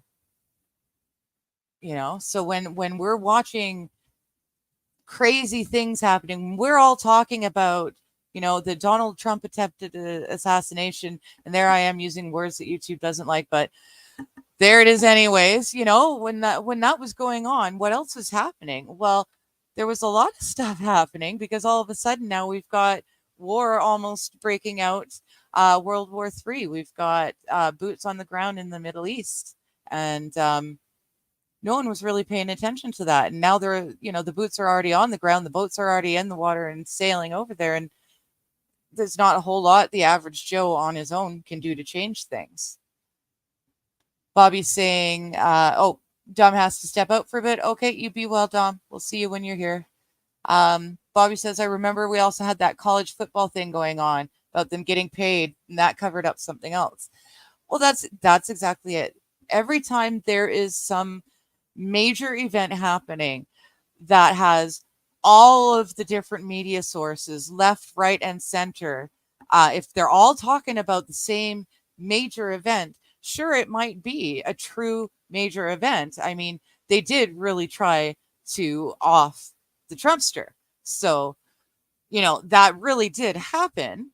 However, while that was happening, there's an awful lot of stuff going on in the Middle East and behind the scenes in war rooms all across the world that we had no idea about. So every time you see something crazy happen that everyone's talking about, go looking for whatever is not being talked about at all. Something that may have been big, Hunter Biden's laptop, for example. It came out and everyone was shocked and disgusted, and right away it was covered up and they said, oh no, it's a fake. It's nothing. It doesn't, it's not really his laptop, Russian disinformation. And while they're going Russia, meanwhile, Biden and family are making money hand over fist over in Ukraine. It's oh, did I go muted again? Back now. Oh, maybe it was you then. I don't know. You love that laptop. Yes, I know. And there's three laptops. Like, my God, man. Figure yourself out. The purpose of invention of TV itself was to brainwash people into compliance. Yes, and radio and TV were huge tools for getting the propaganda out on all sides of World War I and II. That's what they're using now, and it's these same things like the shock testing, the toilet paper. They got an awful lot of information out of that, and not just about who buys how much toilet paper and how people buy in when things are short stocked. They already know that to a certain extent because they run sales all the time, right? They've got that sort of information. But by taking away something as normal in day-to-day life as toilet paper, they get to put a whole new stress on civilization, more than just, oh, we're out of stock of a certain flavor of soup, this month. It really gives them an awful lot of information. And it helps them for the next go round. I mean, the whole COVID experience was one ginormous shock test, was it not? They got to see just how pliable and compliant humans are willing to be, and how long we're willing to do that, and how many people aren't willing to be from the get-go, and how hard they have to push before they can start making people do what they want. And there's an awful lot of data that they got out of that, and they're still reaping the rewards out of that. So we know it happens. This was being written, well, this book was written in 91. This Silent Weapons for Quiet Wars. Let's see. Is the doctrine adopted by policy committee of the Bilderberg Group during its first known meeting in 1954. Okay, so 1954, they had already adopted this formula for use. So that's an awful long time to be programming us. And then, was it yesterday? I think it was yesterday's stream with Mighty on Mystery Babylon. They were talking about the fact that there's an entire generation of latchkey kids. Well, that's me. My brother and I, our parents both had to work full-time jobs. So just to keep the roof over our head, food in our bellies, they did not have time for themselves, let alone us. We taught ourselves how to cook. We taught ourselves how to clean and do laundry. The TV raised us. And when you have an entire generation raised by the TV, it's really easy to program that generation to think a certain way or to not think at all. Banging a hooker with a gun to her head while he hit the pipe. Well, what a guy, that Hunter dude. Yes. Yes. And he did take a handgun. I don't know if it was that specific gun, but he later threw a handgun into a dumpster beside a school, an elementary school. So that Hunter dude. But he's the bestest man, Biden knows, So we've got the table of strategies. Diversion is the primary strategy.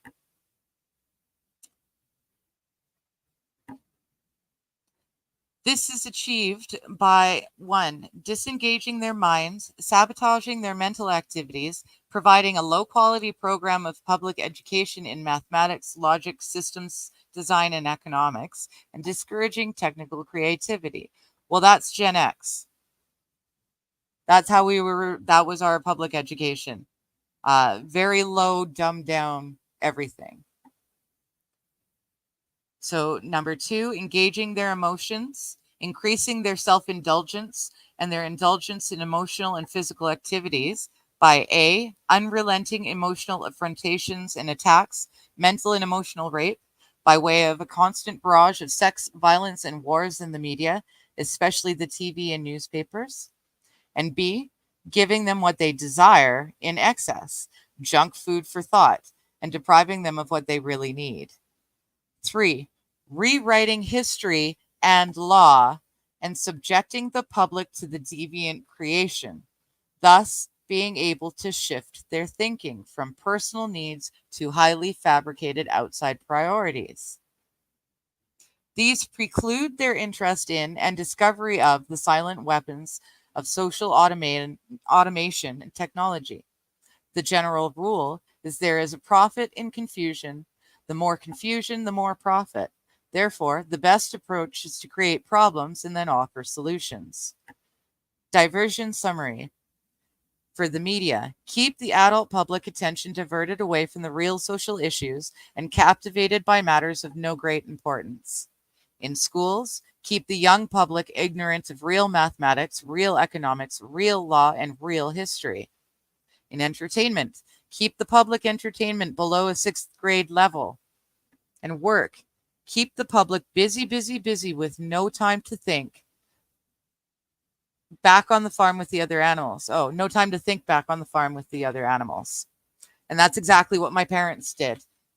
They're both retired now, but they both worked their butts off their entire working lives, and they've got some savings, but if they worked just as long and hard as their parents did, but they have a hell of a lot less to show for it. And it's not because they squandered what they earned, it's that they earned so much less and everything costs so much more. There's a reason most people in my generation, or at least I'm at the tail end of Gen X, and most of us will never be able to own actual property, a single or a double wide on a plot of rented land, or renting, but a lot of, at least Canadians, will not own a home in their lifetime. It's just not possible. So consent, the primary victory. A silent weapon system operates upon data obtained from a docile public by legal, but not always lawful, force. Much information is made available to silent weapon systems programmers through the Internal Revenue Service. This information consists of the enforced delivery of well-organized data contained in federal and state tax forms collected, assembled, and submitted by slave labor provided by taxpayers and employers. Furthermore, the number of such forms submitted to the IRS is a useful indicator of public consent, an important factor in strategic decision making. Other data sources are given in the short list of inputs. Consent coefficients, numerical feedback indicating victory status. Psychological basis, when the government is able to collect tax and seize private property without just compensation, it is an indication that the public is ripe for surrender and is consenting to enslavement and legal encroachment. A good and easily quantified indicator of harvest time is the number of public citizens who pay income tax despite an obvious lack of reciprocal or honest service from the government. Well, I guess it's really harvest time then, because we all keep paying, and I don't think we've seen any service from the government.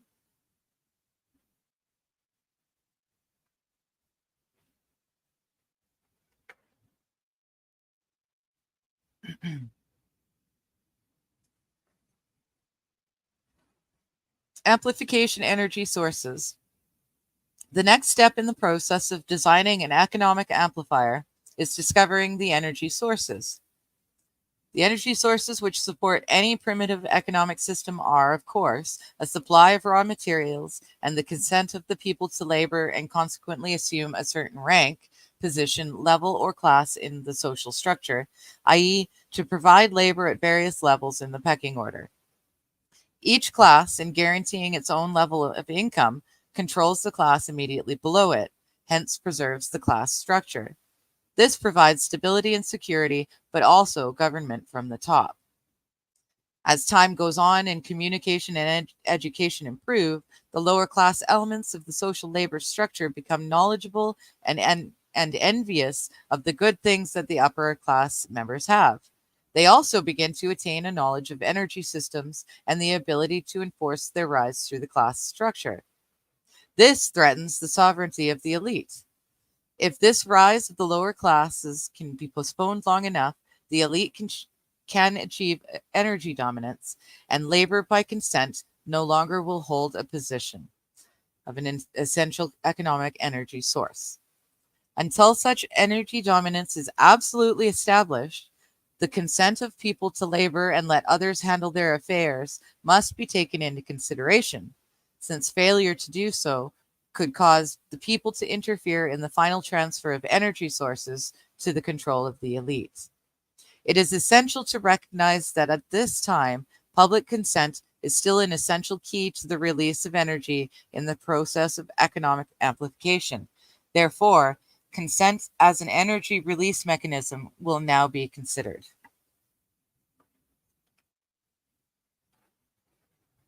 You didn't get the notice, Peggy? Well, I'm sorry. That is okay.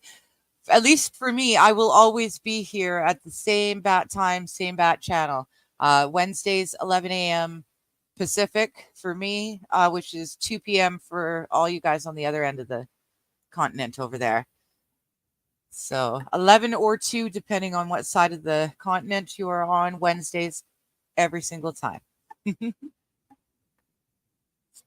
So, the logistics of an energy release mechanism. The successful application of a strategy requires a careful study of inputs, outputs, the strategy connecting the inputs and the outputs, and the available energy sources to fuel the strategy. This study is called logistics. A logistical problem is studied at the elementary level first, and then levels of greater complexity are studied as a synthesis of elementary factors. This means that a given system is analyzed or broken down into its subsystems, and these in turn are analyzed until, by this process, one arrives at the logistical atom, or the individual. This is where the process of synthesis properly begins, and at the time of the birth of the individual. So the artificial womb. From the time a person leaves its mother's womb, its every effort is directed towards building, maintaining, and withdrawing into artificial wombs various sorts of substitute protective devices or shells. The objective of these artificial wombs is to provide a stable environment for both stable and unstable activity, to provide a shelter for the evolutionary processes of growth and maturity, i.e., survival, to provide security for freedom, and to provide defensive protection for offensive activity.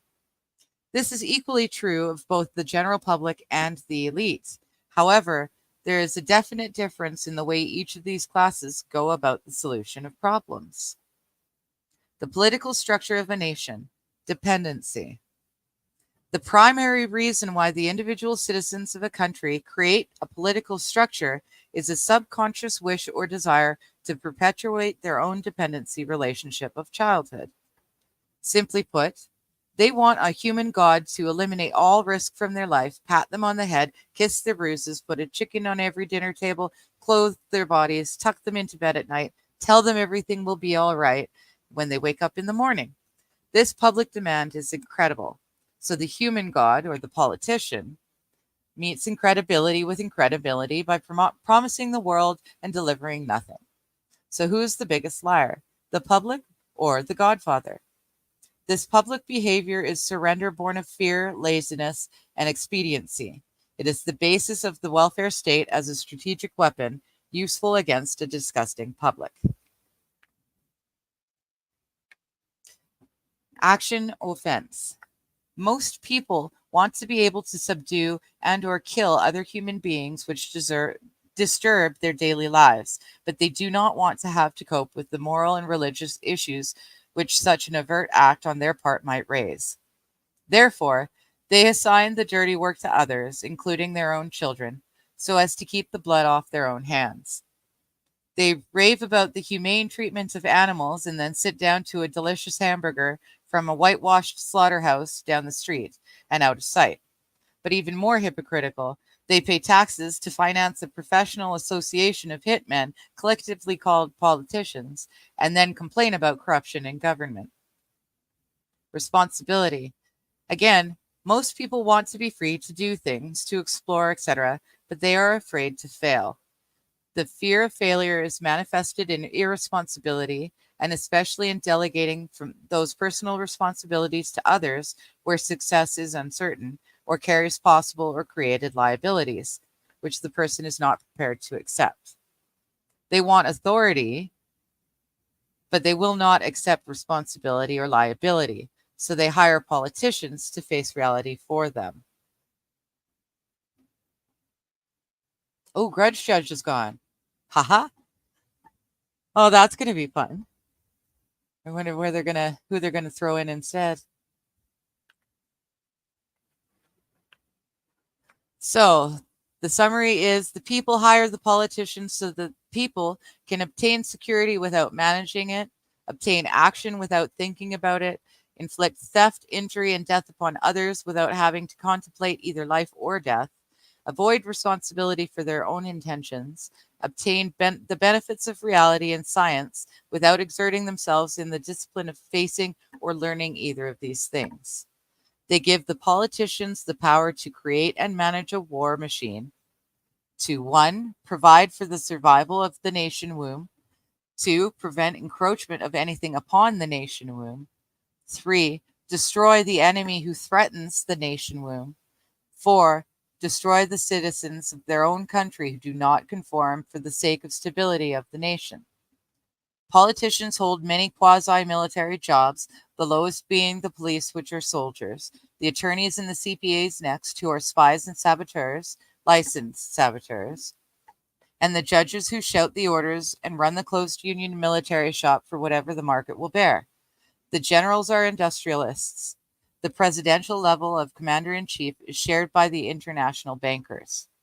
The people know that they have created this farce and financed it with their own taxes, with their own consent, but they would rather knuckle under than be the hypocrites. Thus, a nation becomes divided into 2 very distinct parts: a docile subnation, which is the great silent majority, and a political subnation, The political subnation remains attached to the docile subnation, tolerates it, and leeches its substance until it grows strong enough to detach itself and then devour its parent. System analysis.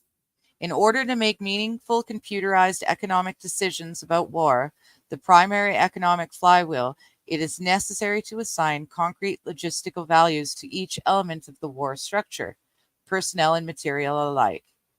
This process begins with a clear and candid description of the subsystems of such a structure. So, the draft as a military service.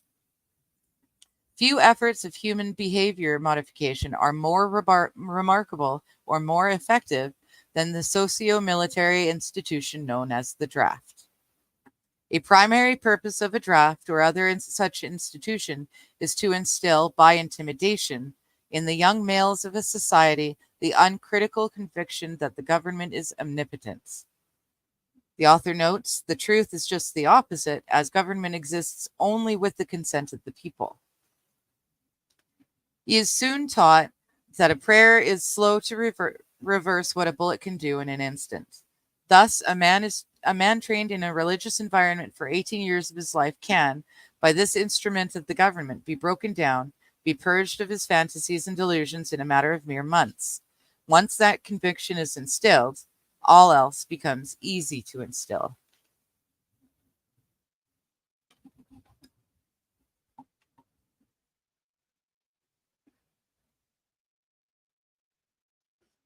And even since the inception of the general income tax, they have to be temporary. Not paying them can lead to prison time.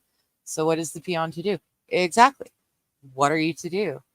You got to just keep paying them, even though you know that they're wrong and they're illegal. You have to keep paying them because the peon, as a sole individual, cannot take on the government. It's that fact, and that's the reason why we are now in the state of world that we are in today, because so many of us, I mean, heck, the entire Generation X, we're the forgotten generation, right? Because we're apathetic. We saw that everything was, shitty. We saw it was all corrupt and rotten. We knew that there was nothing we could do. We had no power to fix it. That was a knowledge instilled on us by the TV shows that raised us. And so we just get on, right? You go through the motions because that's what life is. There's really nothing you can do to control it, to fix it, to change it. So you just do what you do.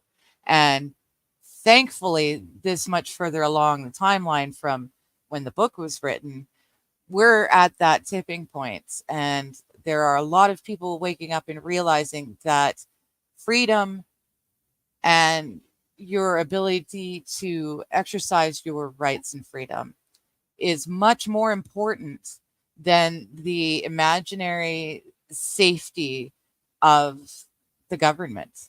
They promise to protect us and keep us safe, and the police will be there when we need them, and the firemen will put the fires out when we need them to, and the doctors will cure us when we need them to. But they're not actually taking care of any of the inner workings of the machinery. And so we're not getting what we're told we're supposed to be getting. And we're finally waking up. And then the fact that we are the silent majority, that's huge. We are the majority. If we stop arguing about, race and religious beliefs, if we just get down to brass tacks, everyone wants to be able to live their own life free and happy. They want to make their own decisions. They want to be able to afford to buy a home and property and feed themselves and clothe themselves and do generally well. I don't think anyone's needing to be elite Elon Musk level, but most everyone wants to be comfortable. And we're so reliant on the government for that comfort that it's very scary. AP says the draft was created at the start of the Civil War, so that's never going away, but the military is volunteer now. Exactly. And I do believe, did they not just recently update the terms of the draft or something? Um, they were modernizing it because it's going to be put into use sooner rather than later, especially with the way the world's going right now. I think they're trying desperately to start as many wars as they possibly can before the next U.S. election, just in case Donald Trump gets in, because he won't start them once he's in. So they need to get as many started now in case he does get in. In my personal opinion, I'm talking out my ass. If you want to believe me, that's great, but do your own research because I might be wrong. That happens fairly regularly. AP says, I want my bank account to be worth 10,000 times the US national debt, and that still may not be enough. Well, that's exactly it. As long as our national debts keep going up, we're all going further and further into debt, which makes us more and more reliant upon the government. If we were to all wake up tomorrow and say, okay, well, forget this, I'm no longer relying on the government for anything. Yeah, it's on you if you listen to Digger's Ass. Exactly. For example, I'm on disability and I am reliant on my government to give me the money to cover my rent, to put clothes on my back, food in my belly, food in my cat's belly. They pay for my medicines and my medical treatments. They have complete and total control over me. And if they want me to do something, they've got many ways of applying pressure to make life hard, to make me squirm and potentially say uncle and give in to them. So far, so good. I have not, but I am very much aware that I am in that situation. And if you can, anything you can do to get out of that situation is wonderful, which is why I'm here. So feel free, buy me a coffee. Either way.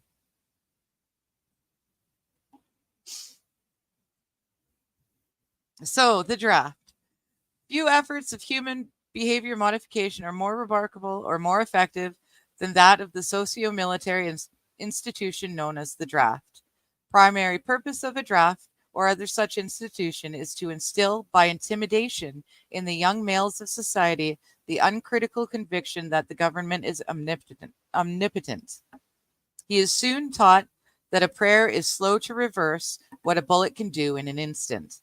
Thus, a man trained in a religious environment for 18 years of his life can, by instrument of the government, be broken down, be purged of his fantasies and delusions in a matter of mere months.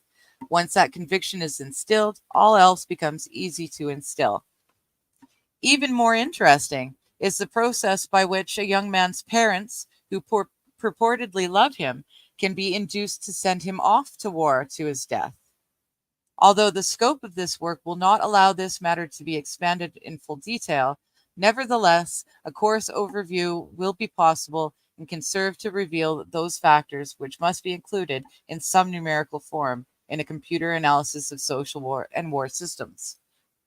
We begin with a tentative definition of the draft. The draft, selective service, etc., is an institution of compulsory collective sacrifice and slavery devised by the middle-aged and the elderly for the purpose of pressing the young into doing the public dirty work. It further serves to make the youth as guilty as the elders, thus making criticism of the elders by the youth less likely. It's a generational stabilizer. It is marketed and sold to the public under the label of patriotic or national service. Once a candid economic definition of the draft is achieved, that definition is used to outline the boundaries of a structure called a human value system, which in turn is translated into the terms of game theory. The value of such a slave laborer is given in a table of human values, a table broken down into categories by intellect, experience, post-service job demand, etc. Some of these categories are ordinary and can be tentatively evaluated in the terms of the value of certain jobs for which a known fee exists. Some jobs are harder to value because they are unique to the demands of social subversion. For an extreme example, the value of a mother's instruction to her daughter, causing that daughter to put certain behavioral demands upon the future husband 10 or 15 years hence, thus, by suppressing his resistance to a perversion of a government, making it easier for a banking cartel to buy the state of New York in, say, 20 years. So that would have been 15 years ago, roughly. But that's just, an example. Don't know where he came up about that one. Such a problem leans heavily into the observations and data of wartime espionage and many types of psychological testing.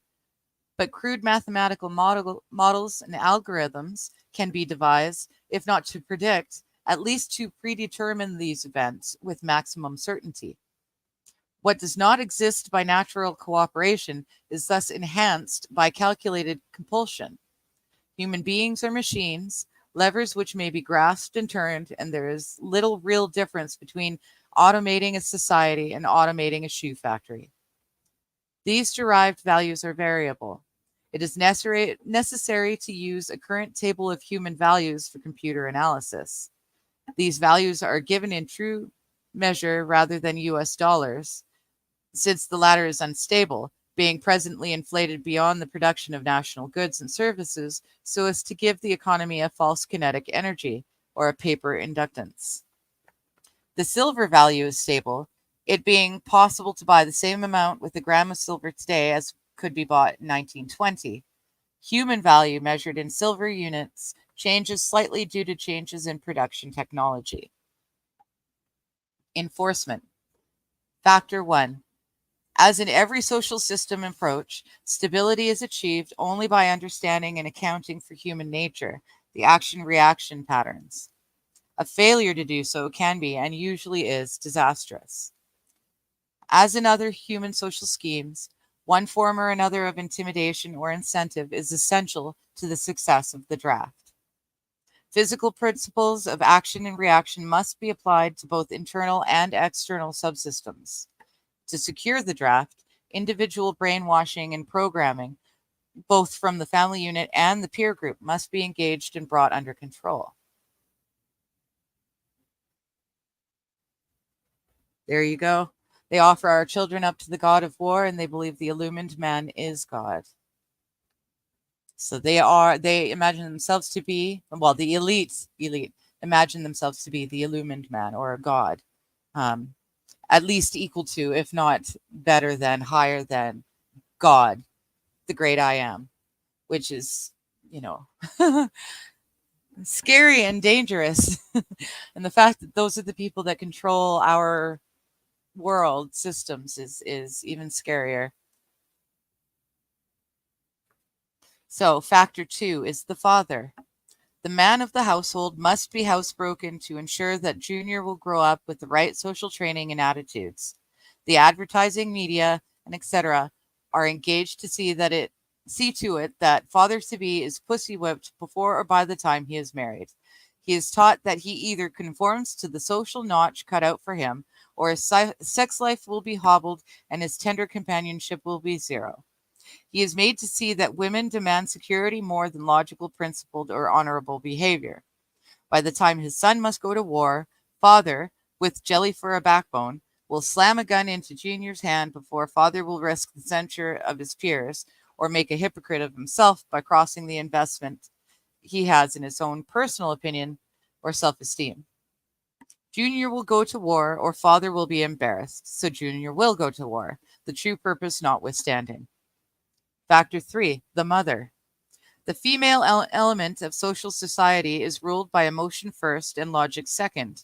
In the battle between logic and imagination, imagination always wins, fantasy prevails, maternal instinct dominates so that the child comes first and future comes second. A woman with a newborn baby is too starry-eyed to see a wealthy man's cannon fodder or a cheap source of slave labor. A woman must, however, be conditioned to accept the transition to reality when it comes, or sooner. Supply pain. That's pretty much it. It's not the supply chain, it's the supply pain. As the transition becomes more difficult to manage, the family unit must be carefully disintegrated, and state-controlled public education and state-operated child care centers must become more common and legally enforced, so as to begin the detachment of the child from the mother and father at an earlier age. Inoculation of behavioral drugs, such as Ritalin, can speed the transition for the child, which is mandatory. Caution: a woman's impulsive anger can override her fear. An irate woman's power must never be underestimated, and her power over a pussy-whipped husband must be likewise never underestimated. It got women the vote in 1920. Factor 4, Junior. The emotional pressure for self-preservation during time of war and the self-serving attitude of the common herd that have an option to avoid the battlefield. If Junior can be persuaded to go, is all of the pressure finally necessary to propel Johnny off to war.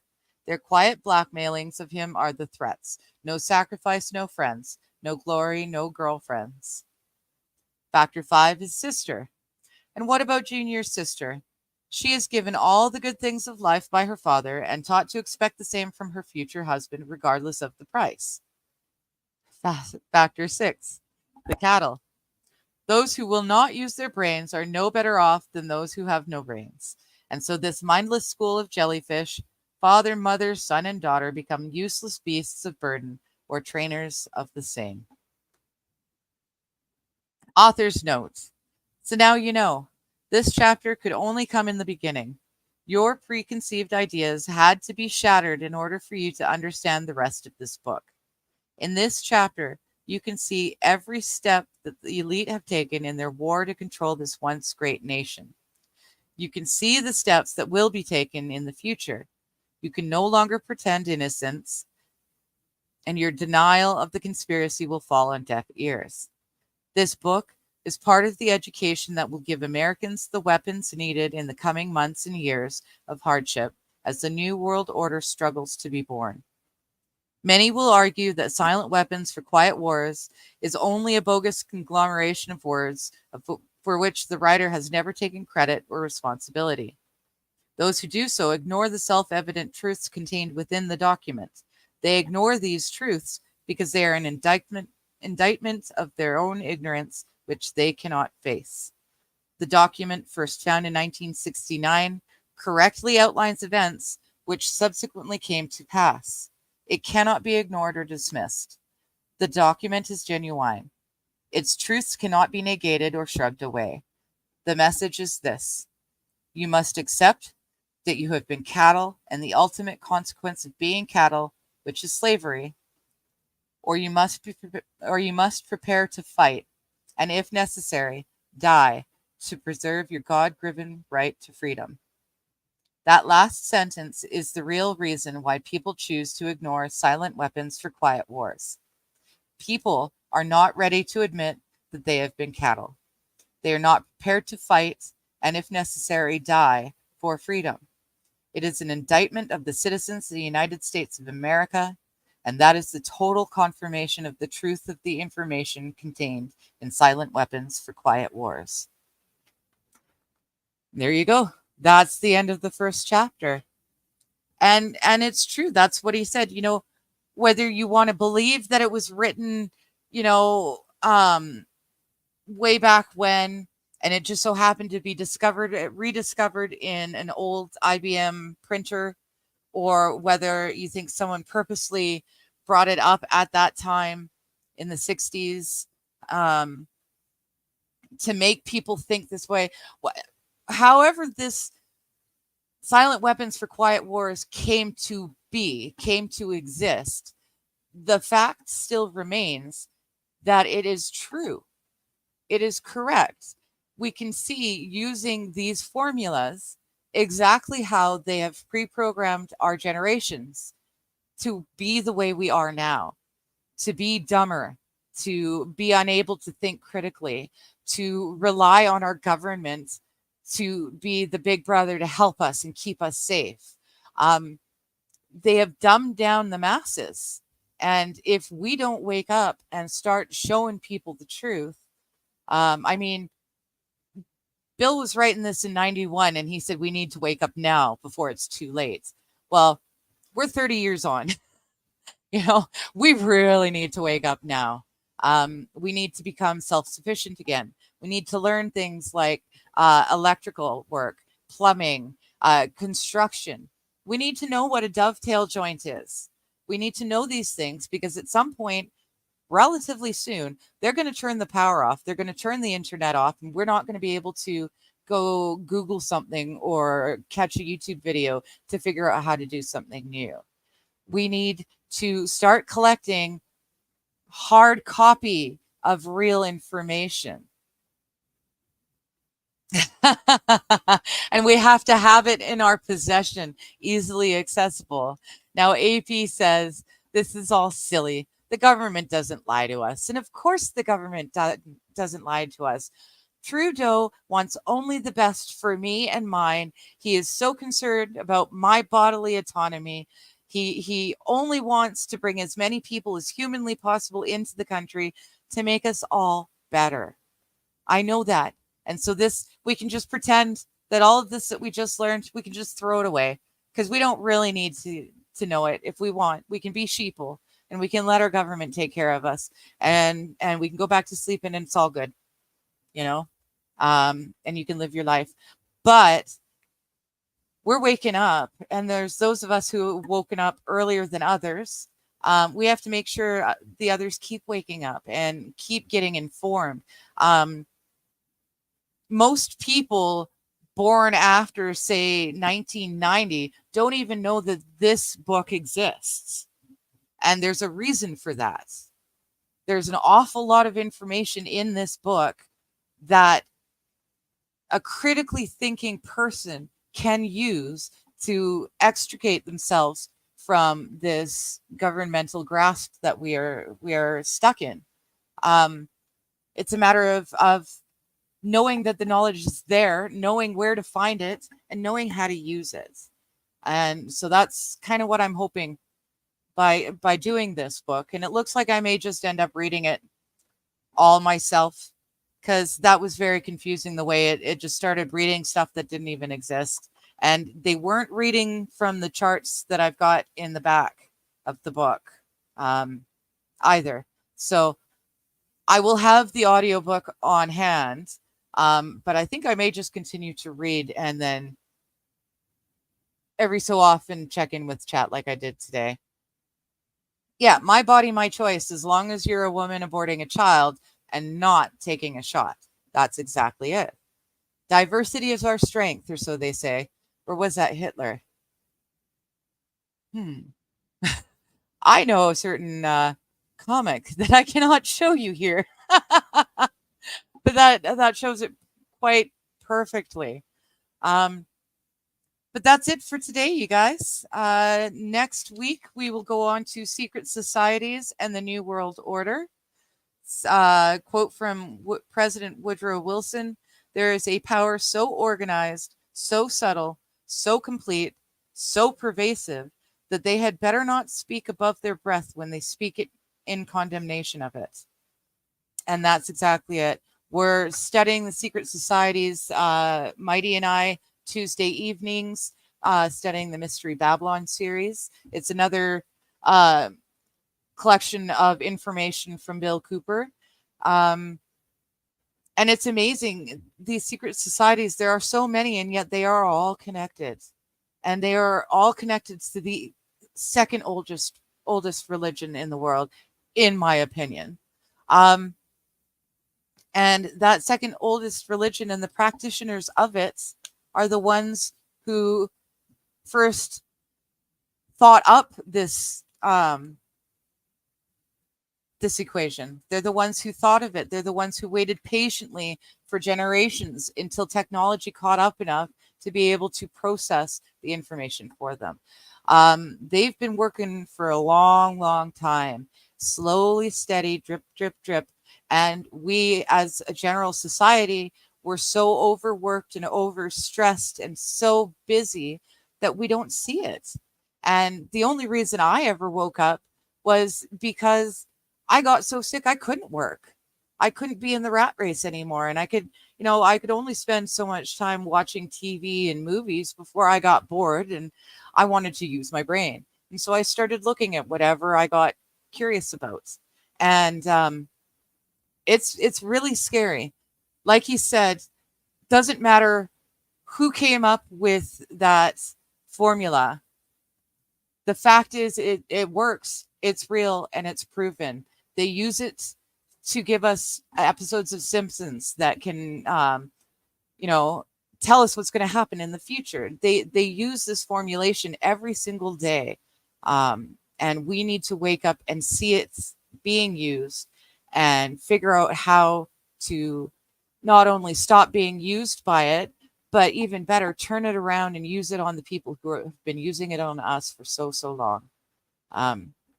We're smart. We got brains. We just don't know how to use them. And the younger generations have even less idea of how to use them. They don't know how to ask a question or how to find the answer to that question. And it's up to us to do it for them and to teach them how to do it. It's up to us to stand together now. No matter our differences, we have to stand together and take back our individual countries, or we really will be under a one world order, and we really will all be slaves. That's it. This is one of the largest selling underground books of all time, and it had no advertising. The most read book in the U.S. prison system and has been edited twice without Bill's consent. So yes, if you do go to buy Behold a Pale Horse, make sure you get the 1991 edition. That's the first edition. It has been edited, and not by his estate either. They have taken out certain spots that speak of certain people in certain world wars. Hi, Darcy. How you doing? It is live, although it's just about over. It is live. But yeah, the information in this book, it's true. It's factually correct. And we need to understand it so that we can save ourselves, save our children. So I love you all very, very much. You are brilliant. And Darth, you'll have to catch us on the replay, gang. Peggy, YouTube retrieved my. Oh, they removed another comment, eh? Opus Dei, cults, one world. Well, yeah. See, it's election season. They're not going to let you say a lot of stuff. YouTube, I have 0 no words. I never, ever block anyone. My mods, just putting it out there, my mods will block people if needed. But I personally don't block people in chat. I would rather hear from even the trolls to see where they're coming from, like know your enemy. And you got to get all the information from all the different areas so that you can put it together yourself and figure out what really is true. I am talking on all platforms until such platforms decide they won't let me talk anymore. But I am not. I'm very, very minutely changing my the way I speak. I will use whatever words are used in the book, and if they are no words, too bad. I am dual streaming to Rumble as well. So if all of a sudden, if YouTube decides to be asshole and just turn me off, go on over to Rumble. I'll still be there. Rumble gang, that's right. That's exactly it. And you know what, Peggy? I've found that if you put spaces between the letters of no words, you can get it through.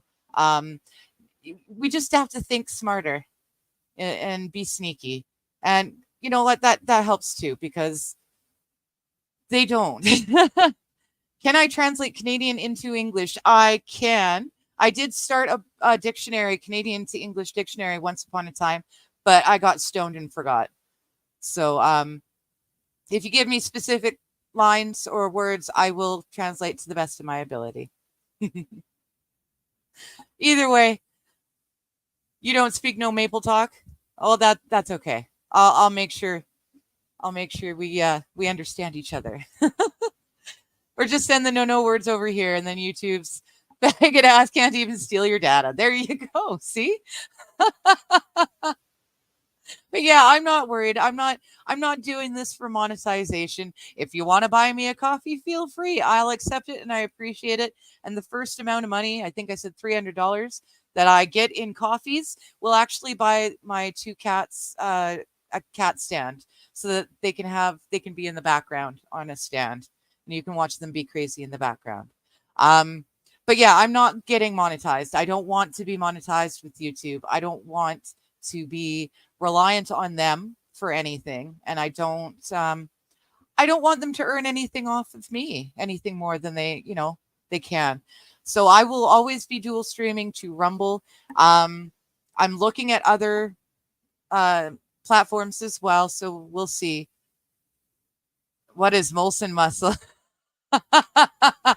Well, Popeye has his Spanish. We Canadians, we have a certain Molson Canadian beverage that if you drink enough of it, you do feel like you're kind of stronger and can take on the world. So yes, please come follow me on the Rumble as well. And with that, folks, I will say goodbye. Have a wonderful rest of the week, and I will see you either this weekend or next Tuesday with Mighty. All right? Be well.